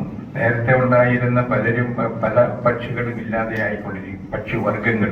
അങ്ങനെ ഈ ക്ലൈമറ്റിൽ ഒട്ടേറെ മാറ്റങ്ങൾ ഉണ്ടാവുകയും അതൊരു ക്രൈസിസിലുണ്ടാവും. എന്തുകൊണ്ട് നമ്മുടെ പുഴകളിൽ വെള്ളം പറ്റുന്നു, ഈ വിണ്ടു കീറിക്കിടക്കുന്ന നമ്മുടെ ഭാരതപ്പുഴയൊക്കെ നാം കാണുന്നുണ്ടെന്ന്, അതെല്ലാം ഒരു ക്ലൈമറ്റിന്റെ ക്രൈസിസ് ആണ്. അപ്പൊ ഇതെല്ലാം വെച്ചിട്ട് പുതിയ നാടക രൂപങ്ങൾ ഇവിടെ ഉണ്ടാകുന്നു എന്നുള്ളതാണ്. ഇതെല്ലാം മനുഷ്യനെ, ഒരു ഡോക്യുമെന്ററിയുടെ കാര്യം പറഞ്ഞു, ഡോക്യുമെന്ററി തിയേറ്ററും ഒക്കെ ആളുകളെ ബോധവൽക്കരിക്കാൻ വേണ്ടിയിട്ട് രൂപപ്പെട്ടു വന്ന നാടകങ്ങളാണ്, നാടക രൂപങ്ങളാണ്. അപ്പോൾ തീർച്ചയായിട്ടും ഇതിനൊക്കെ വലിയ പ്രാധാന്യം വരും കാലങ്ങളിൽ ഉണ്ടാകും എന്ന് തന്നെയാണ് എൻ്റെ വിശ്വാസം. മറ്റൊന്ന്, ഈ നാടകത്തിന്റെ ആരംഭകാലം തൊട്ട് തന്നെ ഈ ക്ലൈമറ്റ് ക്രൈസിസ് ഉണ്ട്. ക്ലൈമറ്റ് ഒരു വല്ലാത്ത പ്രശ്നം തന്നെയാണ് നാടകത്തിന്. ഒന്ന്, നാടകം പണ്ട് കളിച്ചുകൊണ്ടിരുന്നത് പകൽ വെളിച്ചത്തിലാണ്. അത് കഴിഞ്ഞ് ഇലക്ട്രിസിറ്റി ഒക്കെ ഉണ്ടാകുന്നത് 1879 ഈ ഇലക്ട്രിക് ബൾബ് കണ്ടുപിടിക്കപ്പെടുന്നത്. അതുവരെയൊക്കെ പകൽ വെളിച്ചത്തിലാണ് നാടകം. ആ പകൽ വെളിച്ചത്തിൽ മഴ പെയ്യുന്ന ഒരു ദിവസം നാടകം അവതരിപ്പിക്കാൻ പറ്റുകയില്ല. പകൽ വെളിച്ചത്തിൽ അന്ന് ഓഡിറ്റോറിയങ്ങൾ ഉണ്ടായിരുന്നില്ല. പിന്നീട് കാലാവസ്ഥയൊക്കെ മാറി ഒക്കെയാണ് ഈ നാടകം കളിച്ചിരുന്നത്. പിന്നെ ഇലക്ട്രിക് ബൾബൊക്കെ കണ്ടുപിടിച്ചതോടുകൂടി ഈ ബണ്ട് കെട്ടി തടഞ്ഞു എന്ന് പറഞ്ഞതുപോലെ ഓഡിറ്റോറിയങ്ങൾ ഉണ്ടായി. സുരക്ഷിതമായി നാടകങ്ങൾ അവതരിപ്പിക്കാവുന്ന രീതി വരുന്നു. മറ്റൊന്ന്, ഈ ഗ്രീക്ക് നാടകങ്ങളിലേക്ക് നമ്മൾ പോയി കഴിഞ്ഞാൽ അതും കാലാവസ്ഥയുമായിട്ട് ബന്ധപ്പെട്ടിട്ടാണ്. ഗ്രീക്ക് നാടകങ്ങൾ ഉണ്ടാകുന്നത് ഈ അവിടുത്തെ പ്രധാന കൃഷി ഈ മുന്തിരിയാണ്. മുന്തിരിയുടെ കൊയ്ത്ത് കഴിഞ്ഞ എല്ലാവരും ആഹ്ലാദം പങ്കിടുന്ന വേളയിലാണ് നാടകങ്ങൾ അവതരിപ്പിച്ചിരുന്നത്. അപ്പൊ അതിന് കാലാവസ്ഥ വളരെ പ്രധാനമാണ് എല്ലാ കാലഘട്ടങ്ങളിലും നാടകത്തിൽ എന്നാണ് എനിക്ക് തോന്നുന്നത്. ഇവിടെ അതിന്റെ വേറെ ഒരു വശമാണ്, അതിന്റെ ഒരു എക്സ്ട്രീം വശമാണ്, ക്രൈസിസ് ആണ്. ഇന്നലെ വരെ മഴ പെയ്തുകൊണ്ടിരുന്നു, ഇന്നും മഴയില്ല. ഇവിടെ എല്ലാം മരുഭൂമിയാകുന്ന ഒരവസ്ഥ നമുക്ക് ചിന്തിക്കാൻ പറ്റുമോ? എങ്ങനെയൊക്കെയാണ് ഇവിടെ സുനാമി ഉണ്ടായത്? ഈ സുനാമിയുടെ കാരണങ്ങളൊന്നും നമുക്ക് ഇപ്പോഴും അറിയില്ല. സുനാമി ഉണ്ടായി, സുനാമിയുടെ അവശിഷ്ടങ്ങൾ ഇപ്പോഴും, നാശാവശിഷ്ടങ്ങളൊക്കെ ഇപ്പോഴും അവശേഷിക്കുന്നുണ്ട്. നാളെ ഇതുണ്ടാവില്ല എന്ന് പറയാൻ പറ്റുകയില്ല. ഈ ക്രൈസിസ് ഉണ്ടല്ലോ, ക്ലൈമറ്റിന്റെ ഈ ക്രൈസിസ് തീർച്ചയായിട്ടും വരും കാലങ്ങളിൽ നാടകപ്രവർത്തകർ മാത്രമല്ല ഈ കലാകാരന്മാരെല്ലാം അഡ്രസ് ചെയ്യേണ്ട ഒരു വിഷയമായിട്ട് എനിക്ക് തോന്നുന്നു. ഇത് ചിത്രകാരന്മാരുടെ വലിയ ഒരു പ്രശ്നമായിട്ട് ഞാൻ കാണുകയാണ്, നാടകക്കാരുടെ പ്രശ്നമായിട്ട് കാണുകയാണ്. അങ്ങനെ കലയുടെ രംഗത്ത് പ്രവർത്തിക്കുന്ന എല്ലാവർക്കും ഇതിൽ വലിയ സാധ്യതകളെന്നോ അല്ലെങ്കിൽ ഉത്തരവാദിത്വമോ എന്നൊക്കെ ഞാൻ പറയേണ്ടിയിരിക്കുന്നു എന്നാണ് എനിക്ക് തോന്നുന്നത്. ഈ വിഷയത്തിൽ ആദ്യമായിട്ട് എനിക്ക് തോന്നുന്നത് ഇന്ത്യയിൽ ആദ്യമായിട്ട് ഈ ക്ലൈമറ്റ് ക്രൈസിസ് ഒരു വിഷയമായിട്ട് എടുത്തുകൊണ്ട് ഒരു നാടകം ചെയ്തത് ജലം തിയേറ്റർ കമ്പനിയാണ്. അത് സംവിധാനം ചെയ്തത് ശ്രീജിത്ത് രമണനാണ്. ശ്രീജിത്ത് രമണൻ തീർച്ചയായും ചരിത്രത്തിൽ അറിയപ്പെടുന്ന ഒരു പേരായിട്ട് അവശേഷിക്കും എന്ന് എനിക്ക് ഉറപ്പുണ്ട്. അദ്ദേഹത്തെ ഹൃദയപൂർവ്വം അഭിനന്ദിച്ചുകൊണ്ട് ഞാനിത് നിർത്തുന്നു. നമസ്കാരം. സംസാരിക്കാൻ പോകുന്നത് രാധ ഗൗതമി ഞാൻ എപ്പോഴും തെറ്റിച്ചാണ് വിളിച്ചുകൊണ്ടിരിക്കുന്നത്. അതെ, തീർച്ചയായിട്ടും അതെ, എനിക്ക് വഴങ്ങുന്നില്ല. ഒരു ബഹുമുഖ പ്രതിഭയാണ്. എനിക്ക് നേരെ കുറെ ആളുകൾക്കറിയാം. എവിടെ ചവിട്ടി നിൽക്കണമെന്നുള്ള കൺഫ്യൂഷൻ ഇങ്ങനെ ഓടി നിൽക്കുന്നത്. ഞാനിപ്പോൾ എത്തി നിൽക്കുന്ന അഭിനയത്തിലാണ്. കവിയാണ്, സ്കൾപ്ചർ മേഖലയിൽ വർക്ക് ചെയ്തിട്ടുണ്ട്, പെയിന്ററാണ്, അങ്ങനെ ഒട്ടനവധി മേഖലകൾ, ക്യൂറേറ്ററാണ്, വ്യാപരിച്ചുകൊണ്ടിരിക്കുകയാണ്. അപ്പം വളരെ കൃത്യമായിട്ട് ഒരു സോഷ്യൽ റെസ്പോൺസിബിലിറ്റിയോടുകൂടി ഒരു ആർട്ടിസ്റ്റ് എന്നുള്ള രീതിയിൽ എങ്ങനെയാണ് കമ്മ്യൂണിറ്റിയിൽ എൻഗേജ് ചെയ്യേണ്ടതെന്നുള്ളതിനെ കുറിച്ച് ഉത്തമ ബോധ്യമുള്ള ഒരു വ്യക്തിത്വമാണ്. ഞാൻ എന്തായാലും നിങ്ങളോട് ക്ഷമ ചോദിച്ചുകൊണ്ട് ഞങ്ങൾ രണ്ടുപേരും തൽക്കാലം ഒന്ന് വിടവാങ്ങുകയാണ്. കാരണം ഞങ്ങൾക്ക് 7 മണിക്ക് ഷോ തുടങ്ങണമെന്നുണ്ടെങ്കിൽ ഫൈനൽ പ്രിപ്പറേഷനിലേക്ക് പോകണം. നിങ്ങൾക്ക് ഡിസ്കഷൻ കണ്ടിന്യൂ ചെയ്യാം. മോഡറേറ്ററായിട്ട് ഞാൻ ശ്രീജ മാഡത്തെ ഇങ്ങോട്ട് ക്ഷണിക്കുകയാണ്. ദയവായി ക്ഷമിക്കണം, നമുക്ക് സമയത്തിന് തന്നെ നാടകം തുടങ്ങണം. അതിൻ്റെ ഒരു ഫൈനൽ ചെക്കപ്പിലേക്ക് പോകാൻ അവിടെ ആക്ടേഴ്സ് വെയിറ്റ് ചെയ്ത് നിൽക്കുന്നതിനാൽ തൽക്കാലം ഇതിൻ്റെ മുന്നോട്ടുള്ള ചർച്ച തീർച്ചയായിട്ടും അറിയേണ്ട വ്യക്തിത്വങ്ങൾ കൂടിയാണ് ഞങ്ങൾ. തീർച്ചയായിട്ടും അത് ഞങ്ങൾ ചോദിച്ചറിയും ഇവിടെ നടക്കുന്ന കാര്യങ്ങൾ. നിങ്ങളുടെ എല്ലാവരുടെയും അനുവാദത്തോടു കൂടി ഞാൻ തൽക്കാലം വിടവാങ്ങുന്നു. രാധാ മേഡത്തെ അടുത്ത സംഭാഷണത്തിനായി ക്ഷണിച്ചുകൊണ്ട് പ്ലീസ്. ശ്രീജിത്ത് പറഞ്ഞ പോലെ എനിക്ക് കൺഫ്യൂഷൻ ഒന്നുമില്ല. കാരണം ഇത് എന്തെങ്കിലും ഒരു തീരുമാനമെടുത്ത് 1, 2, 3, 4 ഇത്രയും ഫീൽഡിൽ ഞാൻ കിടന്ന് ഉരുളൊന്നും പ്ലാൻ ഇട്ടിട്ടൊന്നുമല്ല. ഈ പറഞ്ഞിട്ടുള്ള ഈ കാര്യങ്ങളൊക്കെ വരുന്നത് ഒരു ഒറ്റ നാമ്പിൽ നിന്നാണ് എന്ന് എനിക്ക് വളരെ കൃത്യമായിട്ട് എൻ്റെ ഉള്ളിൽ ഒരു ബോധ്യം പ്രവർത്തിക്കുന്നുണ്ട്. അത് എൻ്റെ ബോധ്യമാണ് എന്ന് പോലും എനിക്ക് പറയാൻ പറ്റാത്ത വിധമാണ്. അപ്പോൾ എനിക്ക് കുറച്ച് ടെൻഷൻ ഉണ്ടായിരുന്നു ടൈമിൻ്റെ കാര്യത്തിൽ. അപ്പോൾ അഷ്യൂർ ചെയ്തു. ഞാൻ അത്രയ്ക്കൊന്നും ഞാൻ ഇവിടെ വന്ന് ഇരിക്കുമെന്ന് ഞാൻ പ്രതീക്ഷിച്ചിട്ടേ ഇല്ല. അത് ലാസ്റ്റ് മൊമെന്റ് ശ്രീജ ഉൾപ്പെടുത്തിയിട്ടുള്ളൊരു ഇതാണ്. And in fact I am grateful to you. എന്താണെന്ന് വെച്ച് കഴിഞ്ഞാൽ വിഷ്വൽ ആർട്ട് നിന്ന് സാധാരണ ഇത്തരത്തിലുള്ള ഒരു വേദികളിൽ ആൾക്കാർ വരിക എന്ന കാര്യം കുറവാണ് എന്ന് ഖേദപൂർവ്വം തിരിച്ചറിയുന്നു. അപ്പോ ഇറ്റ്സ് ലൈക്ക് നമുക്കൊരു ഒരു വേറൊരു ലോകമുണ്ട്. അതും വളരെ കുറച്ച് പ്രാക്ടീഷണേഴ്സ് ആണ് ഉള്ളത്. കേരളത്തിൽ വാസ്തവത്തിൽ ഒരു വളരെ നല്ല തലത്തിൽ പ്രവർത്തിക്കുന്ന ഒരുപാട് വിഷ്വൽ ആർട്ടിസ്റ്റുകളുണ്ട്. പക്ഷെ കേരള മണ്ണിൽ മാത്രം ഒതുങ്ങുന്ന സമയത്ത് പലപ്പോഴും ഇവിടെ തിരിച്ചറിയപ്പെടാതെയും ഒക്കെ പോകുന്നുണ്ട്. ഉദാഹരണത്തിന് ഇപ്പം എൻ്റെ കാര്യം തന്നെ നോക്കിയാൽ മതി. എനിക്ക് വളരെ കൃത്യമായിട്ട് മനസ്സിലായി. എന്നുവെച്ചാൽ ഈ സ്കൂളിൽ പഠിപ്പിക്കുന്ന സമയത്ത് അത് ജസ്റ്റ് ഇറങ്ങിക്കഴിഞ്ഞ് സ്കൂളിൽ പഠിപ്പിക്കുന്ന സമയത്ത് തന്നെയില്ല, ഞാൻ ന്യൂസ് റീഡർ എന്ന് പറഞ്ഞിട്ടൊരു സ്റ്റിൻറ്റ് എനിക്കുണ്ടായിരുന്നു. ആ ന്യൂസ് റീഡർ എന്ന് വെച്ച് കഴിഞ്ഞാൽ ഇന്ത്യ വിഷനിൽ ഇംഗ്ലീഷ് ന്യൂസ്. അപ്പോൾ ഞാൻ എന്താ ഇവിടെ ചെയ്തത്? കാര്യമായിട്ട് ഒന്നുമില്ല. സൂട്ട് തരും, കോട്ട് തരും, ഫെയിം ഇടുക, മേക്കപ്പ് ഇടും. ഒരു വസ്തു നമ്മൾ സ്വയം ഇടുന്നില്ല കയ്യിൽ നിന്ന്, എക്സെപ്റ്റ് ബ്രേക്ക്ഫാസ്റ്റ് ഷോ ഇന്റർവ്യൂസ്. അത് സ്പോണ്ടേനിയസ് ആണ്. ആ ഇതിൽ പ്രോംപ്റ്ററിൽ വരുന്ന സാധനം നമ്മൾ കൃത്യമായിട്ട് വായിക്കുക, എണീറ്റ് പോകും. പക്ഷെ അത്രയും നാള് ഞാൻ എത്ര കഷ്ടപ്പെട്ട് വരച്ചു, എത്ര കഷ്ടപ്പെട്ട് എഴുതി, എത്ര ഇതിലൂടെയൊക്കെ പോയി, അതിന് ഒന്നും ആരും തിരിഞ്ഞു നോക്കാത്ത ഈ 7-8 ന്യൂസ് എപ്പിസോഡ്സ് ചെയ്തതോട് കൂടിയിട്ട് ആൾക്കാർ എന്നെ കണ്ട വാവ് എന്ന് പറയാൻ തുടങ്ങി. അന്ന് എനിക്ക് മനസ്സിലായി സംഭവം വേറെയാണ്. വിസിബിലിറ്റി എന്ന് പറയുന്ന സാധനം അത് പറയുന്നത് ഈ ക്യാമറയുടെ മുന്നിൽ വരുന്ന ഒരു സംഭവമാണ്. അതെനിക്ക് വല്ലാത്തൊരു റിയലൈസേഷൻ ആയിരുന്നു. അയ്യോ എന്ന് പറഞ്ഞിട്ട് what is my life work എന്ന് മാത്രം. That's it.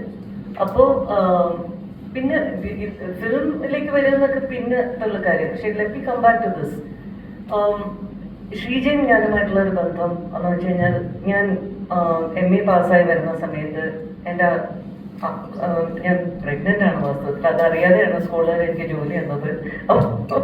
ബിക്കോസ് എങ്ങനെയാണെന്ന് അറിയാലോ. ബിക്കോസ് ഒരു ഇന്റർവ്യൂവില് ഞാൻ ഷുവർ ഇവിടെ പല സ്ത്രീകൾക്കറിയാം, പ്രഗ്നന്റ് ആണെന്ന് അറിഞ്ഞു കഴിഞ്ഞാൽ ജോലി തരാത്ത ഒരു കാലഘട്ടമുണ്ട്. കാരണം നമ്മൾ പോവുമല്ലോ. അപ്പോൾ ശ്രീജയായിട്ട് ഞാൻ മീറ്റ് ചെയ്ത ശ്രീജ എന്ന 9ാം ക്ലാസ്സിലാണ്.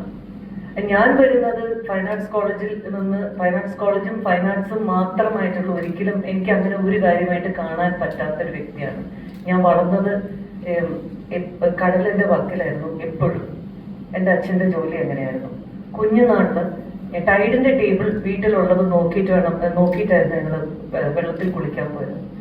അതുകൊണ്ട് എപ്പോഴും സദാസമയം നേച്ചറായിരുന്നു എൻ്റെ ആദ്യത്തെ ഫ്രണ്ട്. അധികം ആൾക്കാരില്ലാത്തൊരിടത്തായിരുന്നു നമ്മൾ താമസിച്ചുകൊണ്ടിരുന്നത് വിദേശത്ത്. അപ്പോൾ ആ ഒരു ബന്ധത്തിൽ നിന്ന് അത് നമുക്ക് തരുന്ന ഒരു എനോമസ് ലോൺലിനെസ് ഉണ്ട് ഉള്ളിൽ. അതേസമയം നമുക്ക് വരുന്ന കണക്ഷൻ ഹ്യൂമൻ അല്ലാത്ത കാര്യങ്ങളോട് വരുന്ന നമ്മളോട് ഒരു നാച്ചുറലായിട്ട് നമ്മളുടെ ഉള്ളിൽ കിടക്കുന്ന ഒരു കണക്ഷൻ അത് പ്രവർത്തിക്കാൻ തുടങ്ങും. അപ്പോൾ അങ്ങനത്തെ ഒരു തലത്തിൽ ജീവിച്ചു പോയി. ഫോർട്ട് കൊച്ചിയിൽ ആ സമയത്തൊക്കെ വളരെ ആദ്യം കൊച്ചിക്ക് ഈ ഗ്ലാമറൊന്നും ഇല്ലാത്ത കാലത്ത് അവിടുത്തെ ക്വാർട്ടേഴ്സാണ് എൻ്റെ അമ്മ തിരഞ്ഞെടുത്തത്. അച്ഛന് പോർട്ടേഴ്സിൽ ജോലി കിട്ടിയപ്പോൾ കൊച്ചിൻ പോർട്ടേഴ്സിൽ. അവിടെയും പ്രകൃതിയുമായിട്ട് ഒത്തുചേരുക എന്നുള്ളൊരു കാര്യത്തിൽ തന്നെയായിരുന്നു എൻ്റെ ലൈഫ് പോയിക്കൊണ്ടിരിക്കുന്നത്. ടെറസിൽ നിന്ന് അതിദൂരെ നിന്ന് വരുന്ന മഴ കാണാനായിട്ട് ടെറസിലേക്ക് ഒറ്റ ഓട്ടമുണ്ട്. അതുപോലെ എല്ലാ വർഷവും ഒരു ഊഞ്ഞാലാടുന്ന പോലെ പുതുവൈപ്പിൽ മണ്ണ് കൂടുന്നു, ഇവിടെ ബീച്ച് കുറയുന്നു. പിന്നെ പുതുവൈപ്പ് ഇങ്ങനെ വാനിഷ് ചെയ്യുന്നു, ഇവിടെ ബീച്ച് കൂടുന്നു. ഈ ഓസിലേഷൻ, ഈ സ്വിങ്സും ഇതിന്റെ ഇടയിൽ മരം നടല്, ബീച്ച് വൃത്തിയാക്കല്, ഇത് പൊതുകാര്യങ്ങളിൽ ഇൻവോൾവ് ആവുന്ന ഒരു ചെറിയ ഗ്രൂപ്പിന്റെ കൂടെ പ്രവർത്തനം, ഇങ്ങനെയൊക്കെ ആയിട്ട് പോകുന്ന അടിയിൽ കിടക്കുന്ന സാധനം. I not talked about these things much. അത് എന്തെങ്കിലും കാര്യം വെച്ചിട്ട് മാത്രമാണ്. ഇവിടെ ഇപ്പൊ ഇതുകൊണ്ട് ഞാൻ ഇവിടെ വന്നിരിക്കുന്ന സമയത്ത് പിന്നെ ഞാൻ ഇടയിൽ എൻ്റെ ചോയ്സ് അല്ലാത്ത ഒരുപാട് കാര്യങ്ങൾ ചെയ്തതിൻ്റെ ഭാഗമാണ് 80 തലത്തിൽ 3 മോണോലോഗ്സ്, ഒരു 7 വലിയ awards, 3 national awards, 3 state awards കിട്ടിയതിൻ്റെ സാധനത്തിന് സ്ക്രിപ്റ്റ് റൈറ്ററായി മാറുന്നത്, അതിൻ്റെ പോസ്റ്റ് പ്രൊഡക്ഷൻ്റെ കാര്യങ്ങൾ നോക്കുന്നത്. അതിനുശേഷവും അങ്ങനെ ഒരു UKEFF UK എൻവയറൺമെന്റ് ഫിലിം ഫെലോഷിപ്പിൻ്റെ പാത്രം ആവുന്ന സമയത്ത് അതിൻ്റെ ഒപ്പം വർക്ക് ചെയ്യുന്ന പ്രൊഡക്ഷനിൽ ഇതിലൂടെയൊക്കെ കോൺസ്റ്റന്റ്ലി ഈ കൺസേൺ ഞാൻ ക്യാരി ചെയ്തിട്ട് ഞാനൊരു ആർട്ട് ടീച്ചറായിട്ട് ഞാൻ കയറുന്ന സമയത്ത് ആർട്ട് എന്ന് പറയുന്ന സാധനത്ത് എന്നെ വല്ലാതെ ചില സമയത്ത് എന്നെ വല്ലാതെ ഒരു വീർപ്പ് മുട്ടിക്കുന്ന ഒരു സംഭവം അതിനകത്ത് കിടക്കുന്നുണ്ടായിരുന്നു. കാരണം where am I connected, how can I make sense of this connection? ആ അവസ്ഥയിലുള്ള ഒരു സ്കൂൾ ടീച്ചറായിട്ടാണ് ഞാൻ സ്കൂളിൽ വരുന്നത്. ആൻഡ് അവിടെയും ഞാൻ എൻ്റെ സ്റ്റുഡൻസുമായിട്ട് ഞാൻ വർക്ക് ചെയ്യുന്നത്. അവിടെ എനിക്ക് ഒരു കാര്യം എനിക്ക് കൃത്യമായിട്ട് എനിക്ക് മനസ്സിലായി. ആർട്ട് എന്ന് പറയുന്ന ഒരു സാധനം, ഒരു വര, ഒരു പാട്ട്, ഒരു ഡാൻസ്, ഒരു നാടകം, ഇതൊന്നുമല്ല. ഇതെല്ലാം ആണ്. എന്നാൽ ഇത് മാത്രമല്ല. ആർട്ട് എന്ന് പറയുന്നത് വേറിട്ട് ചിന്തിക്കാനുള്ള ഒരു സ്പേസ്. മിടുക്കന്മാരും മിടുക്കികളായിട്ടാണ് ഈ ജനിക്കുന്ന കുഞ്ഞുങ്ങളെല്ലാം പൊട്ടന്മാരാക്കി തീർക്കുന്നത് നമ്മൾ തന്നെയാണ്. അതിന് സിസ്റ്റമാണ് സ്കൂൾ മുതലായിട്ടുള്ള കാര്യങ്ങൾ. അതെനിക്ക് കൃത്യമായിട്ട് ബോധ്യമായി. കുടുംബം തൊട്ട് തുടങ്ങും. അപ്പോൾ ആ സമയത്ത് എൻ്റെ അതുകൊണ്ട് നോട്ടം മറ്റേതൊരു കുറച്ചൊരു സ്കില്ലിൻ്റെ തലങ്ങളൊക്കെ ഉണ്ട്. നന്നായി വരയ്ക്കുന്ന പിള്ളേരോ വരയ്ക്കാത്ത പിള്ളേരല്ലായിരുന്നു എൻ്റെ ക്രൈറ്റീരിയ. ഇത് എന്നെ കൂടി ഞാൻ പഠിച്ചുകൊണ്ടിരിക്കുന്ന സമയമാണ്. ഈ വേറിട്ട് ചിന്തിക്കാനുള്ള ഒരു ജാലകം അടയ്ക്കാതെ തുറന്നു വെക്കാൻ പറ്റുന്ന, അടഞ്ഞു പോകാതിരിക്കാൻ എന്നെ കൊണ്ടാകാവുന്ന കരുതൽ എടുക്കാവുന്ന രീതിയിലുള്ള ആക്ടിവിറ്റീസും സാമീപ്യവും ഇതും ഒക്കെ ഡിസൈൻ ചെയ്യാൻ ഇതായിരുന്നു എൻ്റെ പരിപാടി അവിടെ. അതിൻ്റെ ഭാഗമായിട്ട് നമ്മൾ എന്തൊക്കെയോ കുറേ ചെയ്തിട്ട് അന്ന് ഗോശ്രീപാലം വരുന്ന സമയത്ത് സ്കൂളുകൾ വിശ്വസിക്കുന്നത് കോമ്പറ്റീഷൻസിൽ മാത്രമാണല്ലോ. അതുകൊണ്ട് ആ സമയത്ത് ഒരു സയൻസ് എക്സിബിഷൻ കോമ്പറ്റീഷൻ വന്നുകൊണ്ട് മാത്രം ഗോശ്രീപാലത്തെ പറ്റി ഒരു ഇൻഡിപെൻഡന്റ് പഠനം നമുക്ക് നടത്താം എന്ന് പറഞ്ഞിട്ടുള്ള എൻ്റെ കാര്യം എനിക്ക് പുഷ്പം പോലെ സ്കൂളിൽ നടത്താൻ പറ്റി. സയൻസ് ടീച്ചർമാർ സിലബസ് തീർക്കാനുള്ള തിരക്കിലായതുകൊണ്ട് ആർട്ട് ടീച്ചർ ആ പണി ഏറ്റെടുത്ത് ഞങ്ങൾ അങ്ങനെ വർക്ക് ചെയ്യാൻ തുടങ്ങി. ഈ സ്പേസ് എപ്പോഴും ഓപ്പൺ ആയിരിക്കുന്ന കാലത്ത് പിന്നെ വിഷ്വൽ ആർട്ടും കാര്യങ്ങളും അതിൻ്റെ കുറേ ഡിസെൻചാൻറ്റ്മെന്റ്സ്, നമുക്ക് ഒരു തരം അയ്യോ ഇത്രയുള്ളൂ എന്നുള്ള കുറേ സാധനങ്ങൾ ഇതിനകത്ത് കിടക്കുന്ന എല്ലാ സ്പ്ലിറ്റ്സും കാര്യങ്ങളും ഇതിലൂടെ പോകുമ്പോൾ തിരിച്ച് ഒരു വട്ടം കറങ്ങി വന്ന് നിൽക്കുന്ന ഒരിടം പോലെയാണ് എനിക്ക് തോന്നുന്നത്. ഒരു അപ്സൈക്ലിങ്ങിൻ്റെ ഒരു ചെറിയ എന്റർപ്രൈസിന്. അപ്പോൾ കോൺസ്റ്റന്റ്ലി നമ്മൾ ജീവിക്കുന്ന ഒരു പരിസരം പ്രകൃതി ഇല്ലെങ്കിൽ കലയില്ല. അപ്പോൾ ഇപ്പൊ ശരിക്കും പറഞ്ഞാൽ നമ്മളിവിടെ എൻ്റെ ഇത്രയും വിഷ്വൽ ആർട്ടിസ്റ്റ് ഫ്രണ്ട്സ് ഇവിടെ ഇരിക്കുന്നത് എനിക്ക് ഭയങ്കര ബഹുമാനവും സന്തോഷം തോന്നുന്നൊരു കാര്യമാണ്. കാരണം ഞങ്ങളെല്ലാവരും ഒരു ചെറിയൊരു ഇമേഴ്സീവ് ക്യാമ്പ് ഇപ്പം നടത്തിക്കൊണ്ടിരിക്കുകയാണ്. കാരണം ഈ ജലവുമായിട്ട് ബന്ധപ്പെട്ടിട്ടുള്ള പ്രശ്നം എൻ്റെ ഹൃദയത്തിൻ്റെ പ്രശ്നമായിട്ട് എനിക്ക് ഈ സാധനം എൻ്റെ രക്തത്തിലുണ്ട്. കടലിൽ ഉപ്പുണ്ട്, എൻ്റെ ബ്ലഡിലും ഉപ്പുണ്ട്. പിന്നെ നമ്മൾ പോയെടുത്ത് മുഴുവൻ ഈ ഉപ്പിൻ്റെ അതിപ്രസരം, ഈ ഉപ്പിൻ്റെ ഒരു സീക്രട്ടായിട്ട് നമ്മളിൽ അരിച്ചു കയറിയിട്ടുള്ളൊരു ആക്ഷൻ, ഇൻലെറ്റ് ടൈഡൽ ഫ്ലഡിങ് എന്ന് പറയുന്നത് അതേപോലെ ഗറില്ല വാർഫെയർ പോലെ ഇങ്ങനെ സ്ലിങ്കിൻ ചെയ്ത് വന്നിട്ട് കൊറോഡ് ചെയ്ത് പോകുന്ന ഒരു സാധനം ഒരു മെറ്റഫർ പോലെയാണ് എനിക്ക് തോന്നുന്നത്. ഇത് വളരെ വിശദമായിട്ട് നമ്മൾ സംസാരിക്കുകയും ചർച്ച ചെയ്യുകയും കലയ്ക്ക് ചെയ്യാൻ പറ്റുന്ന കാര്യം എന്തെന്ന് ചോദിച്ചു കഴിഞ്ഞാൽ it is about emotion, it is about how you are affected by something. അപ്പോൾ എഫക്റ്റീവ് ആവണമെന്നുണ്ടെങ്കിൽ അത് പണ്ടേ പലപ്പോഴും ഞാൻ ശ്രീജടുത്തും പലരിടത്തും എനിക്ക് തോന്നിയിട്ടുള്ള കാര്യം എല്ലാം വെവ്വേറെ നിൽക്കുന്നു. സ്പിരിച്വൽ ആയിട്ടുള്ളൊരു അന്വേഷണം ഒരു ഭാഗത്ത് നിൽക്കുന്നു, കലയുടെ ഭാഗത്ത് നിൽക്കുന്നു, സിനിമ ഒരു ഭാഗത്ത് നിൽക്കുന്നു, സയൻസ് ഒരു ഭാഗത്ത് നിൽക്കുന്നു. സയൻസിന്റെ അതിൻ്റെ ഒരു ബ്യൂട്ടിയോ ഒരു എസ്തെറ്റിക്സ് ആണെന്ന് ഒന്നും അങ്ങനെ വരുമ്പോൾ മാത്രമാണ് മനുഷ്യർ എഫക്റ്റഡ് ആകുന്നത്. അപ്പോൾ ഞങ്ങൾ അങ്ങനത്തെ ഒരു ചെറിയൊരു എക്സ്പെരിമെന്റിലാണ് വളരെ ഇൻട്രസ്റ്റിംഗ് ആയിട്ടുള്ള ആൾക്കാർ. ഞാൻ ആ ക്യൂറേഷൻ്റെ പേരൊന്നും ഞാനിപ്പോൾ വെളിപ്പെടുത്തുന്നില്ല, അതൊരു സമയമാകുമ്പോൾ വെളിപ്പെടുത്താൻ വേണ്ടിയിട്ട് തന്നെയാണ്. ഒരു വെളിപാടിൻ്റെ പുറത്താണ് അതൊക്കെ തുടങ്ങിയത്. പക്ഷെ ഒത്തുകൂടുന്ന ആൾക്കാർ അതിമനോഹരമായിട്ടുള്ള കോൺട്രിബ്യൂഷൻസ് ആയിട്ടാണ്. അതിനകത്ത് പലരും ഉണ്ട്.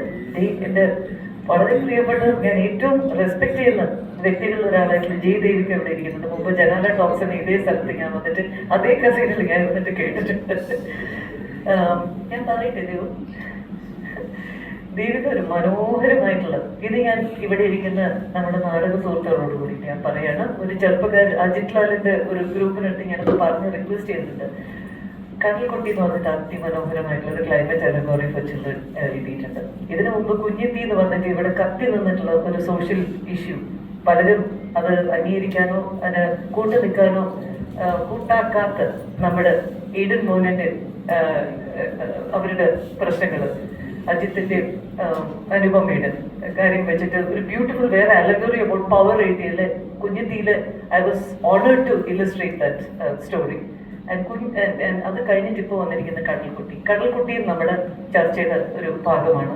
അതുപോലെ കൃഷാന്തിന്റെ ആവാസവ്യൂഹം, ഇവിടെ തന്നെയാണ് ആവാസവ്യൂഹത്തിന്റെ സ്ക്രീനിങ് ഞാൻ കണ്ട് ആദ്യമായിട്ട് കൃഷാന്തിനോട് ഇതിൽ സംസാരിക്കുന്നത്. കേരളത്തിലെ ആദ്യത്തെ നോൺ ആന്ത്രോപോസെൻട്രിക് മനുഷ്യ കേന്ദ്രീകൃതം അല്ലാത്ത ഇത്ര മനോഹരമായിട്ടുള്ള ഒരു ചലച്ചിത്രാവിഷ്കാരം വേറെ ഉണ്ടായിട്ടില്ല. അപ്പോൾ there is a lot that art can do. And the beginning and theatre is the most direct and most beautiful form. എന്ന് വെച്ചാൽ അത് നമ്മൾ അവിടെ തുള്ളിക്കും, we cannot be neutral. The whole body responds to it.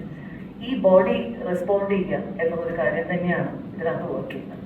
അപ്പോൾ I don't know നമ്മുടെ experiment how far it will be. കഴിഞ്ഞ കുറച്ച് ദിവസമായിട്ട് ഈ പറ്റും വിഷ്വൽ ആർട്ടിസ്റ്റുകൾ ഒരിക്കലും എനിക്ക് തോന്നുന്നില്ല ഒരു പബ്ലിക് കാര്യങ്ങളിലും ഇത്രയും അധികം കൊച്ചിയുടെ ആദ്യത്തെ മീറ്റിംഗ് ഇക്കോണോമിക്കില് ഇത്രയും ആർട്ടിസ്റ്റുകൾ ഉണ്ടായി എന്നും നമ്മൾ എടുത്ത് മെൻഷൻ ചെയ്തതിലും ആ സമയത്ത് തോന്നിയിട്ടുള്ള എന്താ പറയുക, it's A mixture of humility and pride and the hope that we will also be able to do something in an exhibition ഓഗസ്റ്റിലാണാകുമ്പോൾ ശ്രീജിത്തുമായിട്ട് അതുപോലെ കൊളാബറേറ്റ് ചെയ്യുന്നുണ്ട്. EP ഉണ്ണി കാർട്ടൂണിസ്റ്റ്, അതുപോലെ കഥകളി പദം മനോഹരമായിട്ട് പാടുന്ന നമ്മുടെ RLV കോളേജിൽ പഠിപ്പിക്കുന്ന കലാമണ്ഡലം സുധീഷ് മാഷ്, അങ്ങനെ ഒരുപാട് ഡൈവേഴ്സ് ഫീൽഡ്സ് എന്ന ഇൻസ്പിറേഷൻ എന്ന ഈക്കോ സെൻസിറ്റീവ് കളക്റ്റീവ്, ഇത്രയും ക്രിയേറ്റീവ്സിന് ഒരുമിച്ച് നമുക്ക് ഇപ്പോൾ ഒട്ടും വേണ്ട വിധത്തിൽ ശ്രദ്ധ കിട്ടാത്ത പ്രശ്നം, അതും എത്രമാത്രം ഈ ക്ലൈമറ്റ് ചേഞ്ച് എന്ന് പറഞ്ഞ കൺവീനിയന്റ് ബ്ലാങ്കറ്റിനടിയിൽ നമ്മുടെ തന്നെ അനാസ്ഥ, നമ്മുടെ തന്നെ സ്വാർത്ഥം, നമ്മുടെ തന്നെ അനർത്ഥങ്ങൾ, ഇതെല്ലാം അടിച്ചു തൂങ്ങിയ അടിയിലേക്ക് നമ്മൾ അത് അങ്ങനെ ഒളിപ്പിച്ചു വെക്കാനും നമ്മൾ അനുവദിച്ചു കൊടുക്കരുത്. Let us see what happens. Thank you so much. Thank you. പറഞ്ഞു വെച്ചു, ഇന്ന് നമ്മൾ ഇങ്ങനെ പല ഭാഷ സംസാരിക്കുന്നവർ, ഈ മലയാളത്തിനെ കുറിച്ചല്ല, നമ്മുടെ ക്രിയേറ്റിവിറ്റിയിൽ പല ഭാഷ സംസാരിക്കുന്നവരാണ് ഇവിടെ വേദിയിൽ ഒരുമിച്ചിരിക്കുന്നത്. പക്ഷേ ഇതിന് നമ്മൾക്ക് അത് വേണമെന്ന് തോന്നുന്നതിൻ്റെ ഒരു പ്രധാന കാരണം അതായിരുന്നു, ശാസ്ത്രത്തിൻ്റെ ഭാഷ മതിയാകാതെ വരുന്നു. കാലാവസ്ഥാ വ്യതിയാനത്തിൻ്റെ വിപുലതകൾ, അതിൽ ഈ വിലാസിനേച്ചി പറഞ്ഞ പോലത്തെ ആ ഒരു വ്യഥയുണ്ടല്ലോ, അതിൽ വരുന്ന ഈ പറഞ്ഞ ലോൺലിനെസ്, ഒറ്റപ്പെടൽ, ഇതൊന്നും ശാസ്ത്രത്തിന്, ഞാനൊരു ശാസ്ത്രജ്ഞയാണ്, ജയരാമനാണ്, ഞങ്ങൾ സംസാരിക്കുമ്പോൾ നമുക്ക് മതിയാവാതെ വരുന്നു. എങ്ങനെയാണ് ഒരു സംവാദമാക്കി മാറ്റാൻ പറ്റുക, എങ്ങനെയാണ് ഇതിനപ്പുറം കിടക്കാൻ പറ്റുക? അപ്പോഴാണ് ഈ ഇത്തരത്തിലുള്ള ശ്രീജിത്തുമായിട്ടും രാധയായിട്ടും ഇപ്പോൾ നമ്മൾ ചെയ്തുകൊണ്ടിരിക്കുന്ന പ്രോജക്ട്സ് പിറവിയെടുക്കുന്നത്. അതിൽ ചെവിട്ടോർമ്മയാണ് ഇന്ന് ഇവിടെ കാണാൻ പോകുന്നത്. നേരത്തെ രാധ പറഞ്ഞു വെച്ചതുപോലെ ഓഗസ്റ്റിൽ പലതരം മീഡിയത്തിൽ വർക്ക് ചെയ്യുന്ന കലാകാരന്മാരും കലാകാരികളും ഒരുമിച്ചിട്ടുള്ള ഒരു പദ്ധതി നമ്മൾ പ്ലാൻ ചെയ്തുകൊണ്ടിരിക്കുന്നുണ്ട്. അപ്പോൾ ഇവിടെ ഇതിൻ്റെ ഒരു പോരായ്മ, ശാസ്ത്രത്തിനോ നേരിട്ടുള്ള ജീവിതാനുഭവങ്ങൾ ട്രാൻസ്ലേറ്റ് ചെയ്ത് വരാൻ ഉള്ള ഭാഷയുടെ പോരായ്മയും പരിമിതിയും അനുഭവിച്ചിട്ടുള്ളവരാണ് ഇനി നിങ്ങളോട് സംസാരിക്കാൻ പോകുന്നത്. ഷാജിന് 10-30 കൊല്ലത്തോളം ജനങ്ങളുടെ ഇടയിൽ കാലാവസ്ഥാ വ്യതിയാനം എന്നുള്ള രീതിയിൽ ചർച്ച വരുന്നതിന് മുമ്പ് നമ്മുടെ പ്രവൃത്തികൾ എങ്ങനെ നമ്മളുടെ ഇടയിൽ തന്നെ മാറ്റങ്ങൾ വരുന്നു എന്നുള്ളത് തിരിച്ചറിഞ്ഞ് പ്രവർത്തിക്കാൻ തുടങ്ങിയ വ്യക്തിയാണ്. ഷാജിനോട് ഞാൻ അഭ്യർത്ഥിക്കുകയാണ്, സമൂഹം, കാലാവസ്ഥ എങ്ങനെ കൂടിച്ചേർന്ന് കിടക്കുന്നു എന്നതിനെ പറ്റി സംസാരിക്കാൻ. ഞാനിപ്പോഴാണ് എനിക്ക് വേറൊരു കാര്യം മനസ്സിലാകുന്നത്. ഈ കല എന്ന് പറയും, ഞാൻ 8ാം ക്ലാസ്സിൽ പഠിക്കുമ്പോൾ മഴ എന്ന് പറഞ്ഞൊരു നാടകത്തിൽ പ്രധാന വേഷം ചെയ്തിട്ടുണ്ട്. അന്ന് പഠിച്ചൊരു കവിത ഞാൻ നാടകം തുടങ്ങുമ്പോഴും അവസാനിക്കുമ്പോഴും അയ്യപ്പ പണിക്കരുടെ കാടെവിടെ മക്കളെ, മേടെവിടെ മക്കളെ, കാട്ടുപൂവും ചോരയിലെ കുളിരവിടെ മക്കളെ എന്ന കവിത ചൊല്ലിയാണ്. അപ്പോൾ കലയും ഈ ഇതുപോലെയുള്ള പ്രവർത്തനങ്ങളിലൊക്കെ എങ്ങനെ ഒരുമിച്ച് കൊണ്ടുപോകാൻ കഴിയുന്നത്, അത് എൻ്റെ മനസ്സിൽ നിന്ന് അത് പോയൊരു കാര്യമാണ്. പക്ഷെ പെട്ടെന്ന് എൻ്റെ മനസ്സിൽ വന്നപ്പോൾ ഞാൻ പറഞ്ഞു മാത്രം. എന്തായാലും ഈ വിലാസിൽ ചേച്ചിയുടെയൊക്കെ നാട്ടിലെ ഞാൻ ചെല്ലുന്നത് ഏകദേശം ഒരു 30 വർഷം മുമ്പാണ്. അവിടെ അന്ന് കുടിക്കാൻ വെള്ളമില്ലായിരുന്നു. ഞാൻ ഒരിക്കലും എൻ്റെ ഒരു സുഹൃത്തിൻ്റെ വീട്ടിൽ താമസിക്കുമ്പോൾ രാത്രി ഒരു 12 മണിക്ക് ശേഷം പെട്ടെന്ന് ഒരു കലവിലെ ശബ്ദം കേൾക്കാൻ. അപ്പൊ എന്താണ് അങ്ങനെ ഒരു ശബ്ദം? പെട്ടെന്ന് എൻ്റെ സുഹൃത്തിനെ ഞങ്ങൾ ഒരുമിച്ചാണ് സുഹൃത്ത് വിളിച്ച് അവിടെ എന്തോ വെള്ളം എടുക്കണമെങ്കിൽ അവിടെ കിടന്നോ, അതിവിടെ സാധാരണ. അപ്പൊ ഞാൻ കഥ പറഞ്ഞു നോക്കിയപ്പോ ഈ പൊതു ടാപ്പിന്റെ താഴെ വലിയൊരു കുഴി ഒഴിച്ചിട്ട് വലിയൊരു അലൂമിനിയത്തിന്റെ ഒരു തകരാൻ എന്ന് പറയുന്ന ഒരു പാത്രം കുഴിയിലോട്ട് ഇറക്കിയിട്ട് ഈ വെള്ളം തകരക്ക് അത്ര പൊക്കമൊന്നുമില്ല, ഒരു ഇതുപോലെ, എന്നിട്ട് വലിയ കുഴി ഒഴിച്ചേക്കാണ്. അടിയിലെ പൈപ്പാണ്, അതായത് ടാപ്പിലേക്ക് വന്നിട്ടുള്ള കണക്ഷൻ അല്ല, മെയിൻ പൈപ്പിൽ നിന്ന് ആ വെള്ളം കപ്പിൽ നിന്ന് കോരി ഒരു കുടത്തിലേക്ക് ഒഴിക്കുന്ന, അങ്ങനെയാണ് അവിടെ വെള്ളം ശേഖരിച്ചുകൊണ്ടിരിക്കുന്നത്. അങ്ങനെയാണ് എനിക്ക് സത്യം പറഞ്ഞു കഴിഞ്ഞാൽ പൊതുപ്രവർത്തനത്തിനൊരു നിശാബോധം ഉണ്ടായെന്നാണ് എനിക്ക് പറയാം. കളിയും കാർഷികവും ഒക്കെ ആയിട്ട് നടന്നിരുന്ന എനിക്ക് ഇത്രയധികം കുടിവെള്ളത്തിന് വേണ്ടി ബുദ്ധിമുട്ടുന്ന ചേച്ചിമാരെയും അമ്മച്ചിമാരെയും കണ്ടാണെന്നാണ് എൻ്റെ പൊതുപ്രവർത്തനം തുടങ്ങുന്നത് തന്നെ, യഥാർത്ഥത്തിലുള്ള പൊതുപ്രവർത്തനം തുടങ്ങുന്നത്. അപ്പം അങ്ങനെ തുടങ്ങി. അപ്പം അങ്ങനെ ഈ വെള്ളം എവിടെ നിന്നാണ് വരണേ, എവിടെ നിന്നാണ് പമ്പ് ചെയ്യുന്നത് കഴിയുന്നത്. അങ്ങനെയാണ് ഞാൻ ചാലക്കുടി പുഴയിലേക്ക് ഞങ്ങളെ കണക്കങ്ങടവ് സ്ഥലം അങ്ങനെ ഈ മധുവിനോടൊക്കെ ഒപ്പം ഈ ശ്രീജയോടൊക്കെ ഒപ്പം ഒരു 20-25 വർഷത്തെ സൗഹൃദമുണ്ട് ഇപ്പം എനിക്ക്. അങ്ങനെയാണ് ഈ പുഴകളിലേക്ക് തലപ്പത്ത് വരെ സഞ്ചരിക്കാനും പുഴയുടെ ഉത്ഭവവും കാര്യങ്ങൾ അങ്ങനെ ഈ ഒരു പ്രവർത്തനത്തിലേക്ക് എത്തിച്ചേർന്നതാണ്. പക്ഷെ അതിനുശേഷം 2018 ഫ്ലഡാണ് വേറൊരു വഴിത്തിരിവുണ്ടായത്. ഫ്ലഡോട് കൂടി ഭയങ്കരമായിട്ട് എന്താണ് ഫ്ലഡിന് മുമ്പ് നമ്മളിങ്ങനെ ഒരു ലെറ്റർ മധു അയക്കുകയും ഇതിനുള്ളൊരു സാധ്യത ഉണ്ടെന്നും അത് ബന്ധപ്പെട്ട അധികാരികളോടൊക്കെ വളരെ സൗമ്യമായിട്ട് പറയുകയും ചെയ്തെങ്കിലും അതൊന്നും അന്ന് പറയാൻ പറ്റാത്ത ഒരു അവസ്ഥയായിരുന്നു പരസ്യമായിട്ട്. പക്ഷെ അതിനുശേഷം ഈ ജനതയുടെ എല്ലാം തകർന്നുപോയ മനുഷ്യരുടെ ജീവിതം അത് എൻ്റെ മനസ്സിൽ നിന്ന് പോകാതിരിക്കാൻ വേണ്ടി ഞാൻ എല്ലാ ദിവസവും ഒരു ചെറിയ സ്കൂട്ടറിലേക്ക് ഇങ്ങനെ യാത്ര ചെയ്യും. എൻ്റെ വീട്ടിലൊന്നും കുഴപ്പമുണ്ടായിട്ടില്ല. അപ്പോൾ ഞാനിങ്ങനെ യാത്ര ചെയ്ത് അങ്ങനെയാണ് ഡോക്ടർ മധു നമുക്ക് നിങ്ങളുടെ ഈ സ്ഥലമൊക്കെ അല്ലെങ്കിൽ നമുക്കറിയാം ഈ പെരിയാറിന്റെയും ചാലക്കുടിയാറിന്റെയും ഒക്കെ ഏറ്റവും താഴെയുള്ള പുത്തമ്പേലിക്ക, കുന്നുകര, കൂഴൂർ, പൊയ്യ, പാറക്കടവ്, കരുമാലൂര് അങ്ങനെയുള്ള ഈ പഞ്ചായത്തുകളൊക്കെ ഈ 2 നദികൾ സംഗമിക്കുന്ന സ്ഥലമാണ്. ഇപ്പൊ ഈ 2 നദികളിൽ നിന്നൊക്കെ ഇനിയിപ്പോ ഡാം തുറന്നാലും വലിയ മഴ വരുമ്പോഴും ഒക്കെ ഇവിടെ സാധ്യത കൂടുതലാണ്. അങ്ങനെയാണ് മഴയുടെ അളവ് നമ്മൾ അറിയണം. അങ്ങനെ അന്ന് തുടങ്ങിയാണ് ഈ മധുവിന്റെ നിർദ്ദേശത്തിന്റെ അടിസ്ഥാനത്തിൽ മഴ മാപനം ആരംഭിക്കാൻ. അങ്ങനെ ആ കോവിഡിന്റെ സമയത്ത് നമ്മൾ അതിരപ്പള്ളിയിൽ നിന്ന് കാട്ടിൽ നിന്ന് കടൽ വരെ അഴീക്കോട് പള്ളിപ്പുറം വരെ 27 മഴവാപിനികൾ സ്ഥാപിച്ച് ഒരു വാട്സപ്പ് ഗ്രൂപ്പ് ഉണ്ടാക്കി. സർക്കാർ അന്ന് ഡിസാസ്റ്റർ മാനേജ്മെന്റ് പ്ലാൻ ഉണ്ടാക്കാനായിട്ടുള്ള ഒരു ശ്രമം ആരംഭിച്ചിരുന്നു. അങ്ങനെ എല്ലാവർക്കും ലോക്കൽ റിസോഴ്സ് ഗ്രൂപ്പ് എന്ന് പറഞ്ഞ ഗ്രൂപ്പ് ക്രിയേറ്റ് ചെയ്ത് അങ്ങനെ മഴയുടെ അളവ് സ്റ്റുഡന്റ് അന്ന് അവിടെ അഖിലൂടെ ഇരിപ്പുണ്ട് അതിനൊക്കെ തുടക്കം കുറിച്ച് അങ്ങനെ ഞങ്ങളുടെ പഞ്ചായത്തിൽ 5 പേര് അങ്ങനെ അതിരപ്പള്ളിയിൽ 27 പേര് മൊത്തം ഈ പുഴയുടെ തീരത്ത്. അതിനുശേഷമാണ് ഇക്കനോട്ട് യൂണിസെഫിന് ആ പ്രോജക്റ്റ് സപ്പോർട്ട് ചെയ്തു. അങ്ങനെ ചാലക്കുടിയാറിന്റെയും പെരിയാറിന്റെയും നദീതടങ്ങളിൽ എല്ലായിടത്തും മഴമാപിനികൾ സ്ഥാപിച്ചു. അപ്പം മഴയുടെ അളവ് കൃത്യമായിട്ട് ഈ പുഴയിലേക്ക് എത്ര വെള്ളം എത്തുന്നുണ്ടെന്ന് അറിയാൻ കഴിയുന്ന ഒരു സിസ്റ്റം ഇപ്പൊ അത് വേറെ പല രീതിയിലേക്ക് അത് ഡെവലപ്പ് ചെയ്ത് ഇന്നൊരു വാണിംഗ് സിസ്റ്റമായിട്ട് ഡിസാസ്റ്റർ മാനേജ്മെന്റ് അതോറിറ്റി ആയിട്ട് സഹകരിക്കുന്ന രീതിയിലേക്ക് ആ പ്രവർത്തനം എത്തി എന്നുള്ളത് വളരെ അഭിമാനത്തോടു കൂടി പറയണം. അതിൽ കുട്ടികളും സന്നദ്ധ പ്രവർത്തകരും സാംസ്കാരിക പ്രവർത്തകരും കർഷകരും എല്ലാവരും ഉണ്ട് അതിൽ. അങ്ങനെ അതിന്റെ ഒരു പ്രവർത്തനം കഴിഞ്ഞപ്പോഴാണ് ഇതിനൊരു ഞാൻ ആലോചിച്ചു 1924 വെള്ളപ്പൊക്കം, അത് വലിയ വെള്ളപ്പൊക്കം, അത് പല സ്ഥലങ്ങളിലും വളരെ ചുരുക്കം പത്രങ്ങളിൽ കാണാം അതിങ്ങനെ അടയാളപ്പെടുത്തിയിട്ടുണ്ട്. അപ്പൊ ഞങ്ങളുടെ നാട്ടിലും ഈ വെള്ളപ്പൊക്കം ഒന്ന് അടയാളപ്പെടുത്തണമല്ലോ എന്ന് ഞാൻ മധുവായിട്ട് സംസാരിച്ചു കഴിയുമ്പോൾ അത് പറഞ്ഞു അത് അങ്ങനെ അടയാളപ്പെടുത്തിയതുകൊണ്ട് നമുക്ക് അറിയാൻ പറ്റും. പക്ഷെ സമുദ്ര ജലനിരപ്പിൽ നിന്ന് എത്രത്തോളം ഉയരുന്നു എന്നുള്ളത് ശാസ്ത്രീയമായിട്ട് അങ്ങനെ മനസ്സിലാക്കി അടയാളപ്പെടുത്തിയാലേ നമുക്കത് നല്ല എല്ലാ രീതിയിലും ഉപയോഗപ്പെടുത്താൻ കഴിയുള്ളൂ. അങ്ങനെ അതിൻ്റെ ഒപ്പം ബെഞ്ച് മാർക്ക് കണ്ടെത്തണമെന്ന് പറഞ്ഞാൽ അങ്ങനെ ബെഞ്ച് മാർക്ക് കണ്ടെത്തി അങ്ങനെ സർവേ ആരംഭിക്കുമ്പോഴാണ് എന്നോട് മധു പറഞ്ഞിങ്ങനെ ഒരു പുസ്തകമുണ്ട് ഷാജ ഭൗമജാപം. അപ്പൊ ആ ഭൗമജാപം വായിക്കാനായിട്ട് എനിക്ക് ആ പുസ്തകം മധു പറഞ്ഞപ്പോ അത് വാങ്ങി. അപ്പൊ ഇന്ന് കറക്റ്റായിട്ട് ഭൗമജാപം എഴുതിയ മീനാക്ഷി ചേച്ചി ഇന്ന് ഇവിടെ എത്തിയിട്ടുണ്ട്. അപ്പൊ അതൊക്കെ നമുക്ക് അപ്പൊ എങ്ങനെയാണ് കല ഇതിനോടൊക്കെ ഒപ്പം അല്ലെങ്കിൽ ഒരു വായന, ഒരു സാഹിത്യം അല്ലെങ്കിൽ ഇങ്ങനെയുള്ള അറിവ് എങ്ങനെയാണ് അതിലെത്രത്തോളം നന്നായിട്ട് ഇൻവോൾവ് ചെയ്യാൻ പറ്റും എന്നുള്ളതൊക്കെ മനസ്സിലാക്കി അതിൽ നിന്ന് കിട്ടുന്ന ശക്തിയും ഒക്കെ ആ രീതിയിൽ നമ്മൾ മുന്നോട്ട് പോകുമ്പോഴാണ് ഇത് മാലിങ്കര IMT എഞ്ചിനീയറിംഗ് കോളേജിലെ സ്റ്റുഡൻസ് ആണ് ഈ ഫ്ലഡ് മാപ്പിംഗ് നടത്താനായിട്ട് ഈ ബെഞ്ച് മാർക്കിൽ നിന്ന് പുത്തമ്പേരിക്ക് 8 കിലോമീറ്റർ ഉണ്ട്. അപ്പൊ ഞങ്ങൾ കണ്ടെത്തിയ സ്ഥലം കൊടുങ്ങല്ലൂര് ചേരമൻ മസ്ജിദാണ്. അപ്പൊ മസ്ജിദിൽ നിന്നും ഈ അളവ് പുത്തമ്പേരിക്കരയിൽ എത്തിക്കണം, പിന്നെ അതിന്റെ ചുറ്റുവട്ടമുള്ള സ്ഥലങ്ങളിലേക്ക് ഇത് എത്തണം. അപ്പൊ അങ്ങനെ കോളേജിലെ സ്റ്റുഡൻസിനോട് അവിടുത്തെ HOD രേഷ്മ ടീച്ചറായിട്ട് സംസാരിക്കുന്നു. അങ്ങനെ കുട്ടികൾ തയ്യാറാവുന്നു. മധുവിന്റെ നേതൃത്വത്തിൽ അങ്ങനെ ഫ്ലഡ് മാപ്പിംഗ് അങ്ങനെ സർവേ ആരംഭിക്കുന്നു. ആ സമയത്ത് അവർക്ക് പല പ്രോജക്റ്റുകൾ ചെയ്യണം എന്നുള്ളതുണ്ടല്ലോ. അപ്പോഴാണ് നമ്മൾ ഈ വെള്ളോട്ടുപുറം ഭാഗത്തേക്ക് അവിടെ ഒരു വെള്ളം കയറുന്ന ഒരു പ്രതിഭാസം പോലെ സാധാരണ വൃശ്ചികപ്പൊക്കം പോലെ കയറുന്നുണ്ടെന്നുള്ളത് നമുക്കറിയാമെങ്കിലും ഇത്രയധികം രൂക്ഷത അനുഭവിക്കുന്നത് നമുക്കറിയില്ലായിരുന്നു.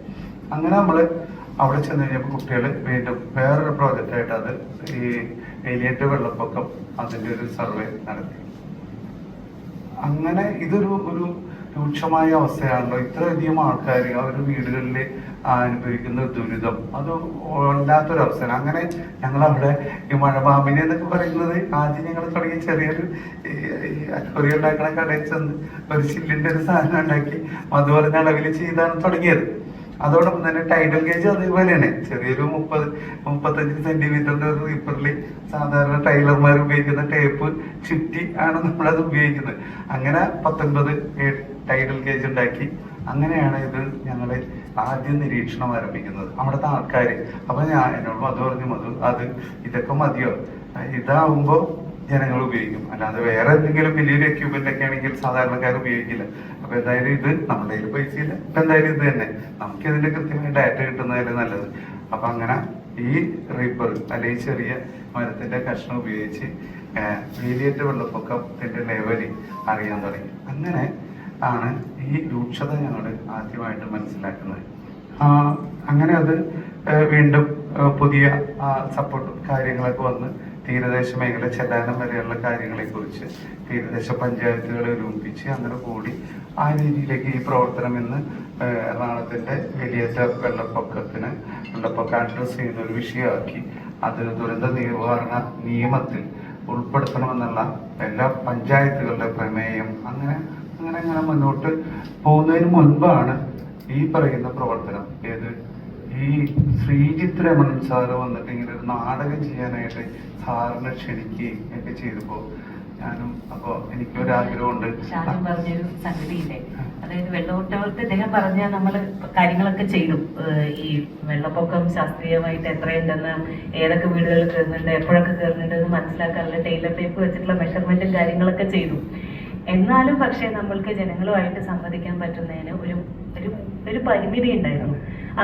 നമ്മളെപ്പോഴും അന്യനാണ്.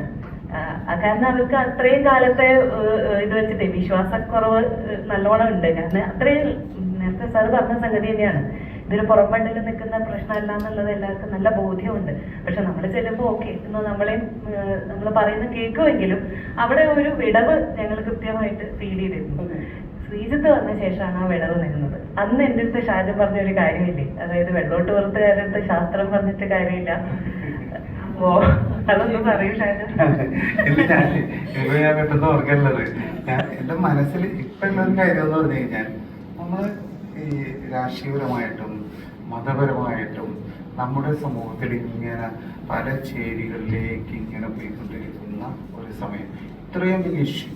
ഞാൻ ആ പ്രദേശമായിട്ട് 30 വർഷത്തിൽ കൂടുതലുള്ള ബന്ധമാണ് എനിക്കുള്ളത്. പക്ഷെ ഒരു പ്രധാനപ്പെട്ട ഒരു വിഷയം അഡ്രസ്സ് ചെയ്ത് ഒരു പ്രസ്ഥാനങ്ങളും ഒരുമിച്ച് കൂട്ടുന്ന കാര്യത്തിൽ ഇവർ വളരെ പുറകിലാണ്, അല്ലെങ്കിൽ അതിന് വലിയ താല്പര്യമൊന്നുമില്ല. അത് ജനങ്ങൾക്കും അതെ, സാധാരണ ജനങ്ങൾക്കും അതെ. അവരിൽ ഉള്ളിലുള്ള മതപരമായ സംഘടിതമായ ഒരു ചിന്തയും രാഷ്ട്രീയപരമായ ഒരു ചിന്തയും ഇവരിങ്ങനെ വേർപെടുത്തുന്നു. ശരിക്കും ഒരു വിഭവങ്ങളെ പരിപാലിക്കണം, സംരക്ഷിക്കണമെന്ന് ഒരു പ്രസ്ഥാനവും പറയുന്നില്ല എന്നുള്ളൊരു വലിയ വിഷമം കൂടിയാണ് പറയുന്നത്. ഒരു മത്സ്യത്തൊഴിലാളികളുടെ ഒരു സംഘടന, അല്ലെങ്കിൽ തെങ്ങുമായി ബന്ധപ്പെട്ട ചെറുത്തൊഴിലാളികളുടെ ഒരു സംഘടന, അവിടുത്തെ ആ ഒരു റിസോഴ്സ് സംരക്ഷിക്കാൻ, അവിടുത്തെ ഒരു ജലാശയം സംരക്ഷിക്കാൻ, അവിടുത്തെ ചെടികളെ സംരക്ഷിക്കാൻ ഏതൊരു സംഘടനയാണ് അവരുടെ ഒരു പ്രയോറിറ്റിയിലേക്ക് വന്നത് എന്നുള്ളത് ഇന്നും ഞാനും കൂടി സ്വയം ആ കുറ്റം ഏറ്റെടുക്കുക.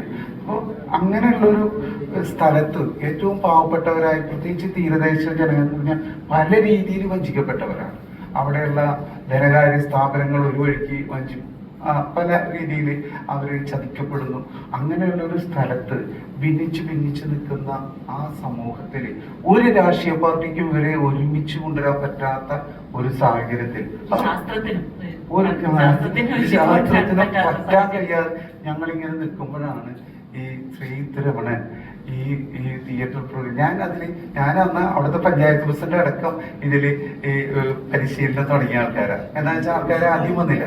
പക്ഷെ പിന്നീട് ഈ പരിശീലനത്തിന് ചെന്ന് പല ദിവസങ്ങളിൽ ഞാൻ അതിൽ പങ്കെടുക്കുകയും പിന്നെ ഈ നാടകം കണ്ടു കഴിഞ്ഞപ്പോൾ ഇത് രൂപപ്പെട്ടു വന്നതിന്റെ ഒരു അത്ഭുതം, ഈ മനുഷ്യരെ ഒന്നിപ്പിച്ച് ഇന്നും ഒന്ന് ആലോചിച്ച് നോക്കുക. പാവപ്പെട്ടവരായിട്ടുള്ള ഈ പറയുന്ന വിലാസിനി ചേച്ചിയെ പോലും തൊഴിലാളികളായിട്ടുള്ളവർ ഇന്ന് 6ാമത്തെ 7ാമത്തെ സ്റ്റേജാണ്. അവരൊരു സ്റ്റേജിലേക്ക് വരണമെന്നുണ്ടെങ്കിൽ അവർ ഇതിന് മുൻപുള്ള ദിവസങ്ങൾ എത്രത്തോളം അവർ അതിനുവേണ്ടി സമയം കണ്ടെത്തണം, അവർ നടന്നു വരണം. ഇപ്പോഴോ കഴിഞ്ഞ ദിവസം ഞാൻ സുമിത്ര ഒരുമിച്ച് പോയി കഴിഞ്ഞപ്പോൾ ഞാൻ മനസ്സിലാക്കിയത്, ഞങ്ങൾ അന്ന് ഈ സാധാരണ ഈ റിഹേഴ്സൽ എടുക്കുന്ന സ്ഥലത്ത് പേര് പറഞ്ഞ് അവരുടെ വീട്ടില് വെള്ളം കയറി റിഹേഴ്സൽ നടത്താൻ പറ്റില്ല മുറ്റത്ത്. അതിന്റെ പേരിൽ സ്ഥലം വരെ റിഹേഴ്സൽ നടത്തുന്ന ആ വീട് വരെ മാറ്റേണ്ട അവസ്ഥ ഇപ്പോഴും. അങ്ങനെ ഉയരമുള്ള ഒരു സ്ഥലത്ത് പോയി നാടകം റിഹേഴ്സൽ എടുത്തു. അപ്പൊ അന്ന് റിഹേഴ്സൽ തുടങ്ങുന്ന ദിവസം ഞങ്ങൾ അവിടെ ചെന്ന് കഴിഞ്ഞപ്പോൾ എനിക്ക് ഇത് 4-5 പ്രാവശ്യം കണ്ടിട്ടുണ്ടെങ്കിലും ആ കാണുമ്പോൾ റിഹേഴ്സൽ കാണുമ്പോൾ കിട്ടിയ ഒരു ഫീലിംഗ് എന്താ വെച്ചാൽ ഇവരെല്ലാവരും ഒന്നിപ്പിക്കുന്ന, അധികം സംസാരിക്കാതെ, നിങ്ങളിത് കാണുമ്പോൾ നിങ്ങൾക്കത് മനസ്സിലാവും, ഒരു ഡയലോഗൊന്നും ഇല്ലാതെ ഒരു പ്രത്യേക രീതിയിൽ ഉള്ള ഒരു അവതരണം എന്തായിക്കോട്ടെ, അതിൽ ആ ഒരു കല ഞാൻ അതിന് നമ്മൾ ചേർത്ത് പിടിക്കും. ഏതൊരു കാര്യത്തിനും മനുഷ്യനെ ഒന്നിപ്പിക്കുന്നത് കലയാണ്, ആർട്ടാണ് എന്നുള്ളത് അത് വളരെ ഒരു പ്രധാനപ്പെട്ട കാര്യമാണ്. ഞാൻ പിന്നെ ഈ രാഘവനത്തെ ഞാൻ ആദ്യമായിട്ട് ഇന്ന് ഉച്ചയ്ക്ക് 2 മണിക്കാണ് ഞാൻ കാണുന്നത്. പക്ഷെ ഞങ്ങൾ തുടങ്ങി വെച്ച ഈ 2018 പ്രളയത്തില് ഉണർവ് എന്ന നോട്ടീസ് ശരിയായിട്ട് അത് ഡിസൈൻ ചെയ്തത് ഇപ്പോഴാണ് ഞാൻ ഓർക്കുന്നത്. അത് രാജേച്ചിയാണെന്നും അതും ഇങ്ങനെ ശ്രീജയം പറഞ്ഞു കഴിഞ്ഞപ്പോ ഈ ആളിനകത്ത് ഇപ്പോഴാണ് പരിചയപ്പെടുന്നത്. എന്തായാലും എല്ലാവരും നന്ദി പറയുന്നു. പ്രത്യേകിച്ച് ഈ നമ്മുടെ ശ്രീധരമണ്ണും അതിൻ്റെ ആ ടീം അംഗങ്ങളെയും നമ്മൾ പ്രത്യേകം അഭിനന്ദിക്കേണ്ടതുണ്ട്, അവരെ സപ്പോർട്ട് ചെയ്യേണ്ടതുണ്ട്. ഈ ഒരു പ്രവർത്തനം ഇന്ത്യയിൽ പലരും പറഞ്ഞു ഇന്ത്യയിൽ ആദ്യമായിട്ടാണ് ഇങ്ങനെ കാലാവസ്ഥ വ്യതിയാനം, വേലിയേറ്റ വെള്ളപ്പൊക്കത്തെ അഡ്രസ് ചെയ്തുകൊണ്ട് ഈ ഒരു കാര്യങ്ങൾ മുന്നോട്ട് പോകുന്നു. അതിനെ മുന്നോട്ട് നയിക്കുന്നത് ഞാൻ ഉറച്ച വിശ്വാസത്തോടുകൂടി പറയുന്നു, ഈ ചെവിട്ടോർമ്മ എന്ന ആർട്ടാണ്. Okay, thank you.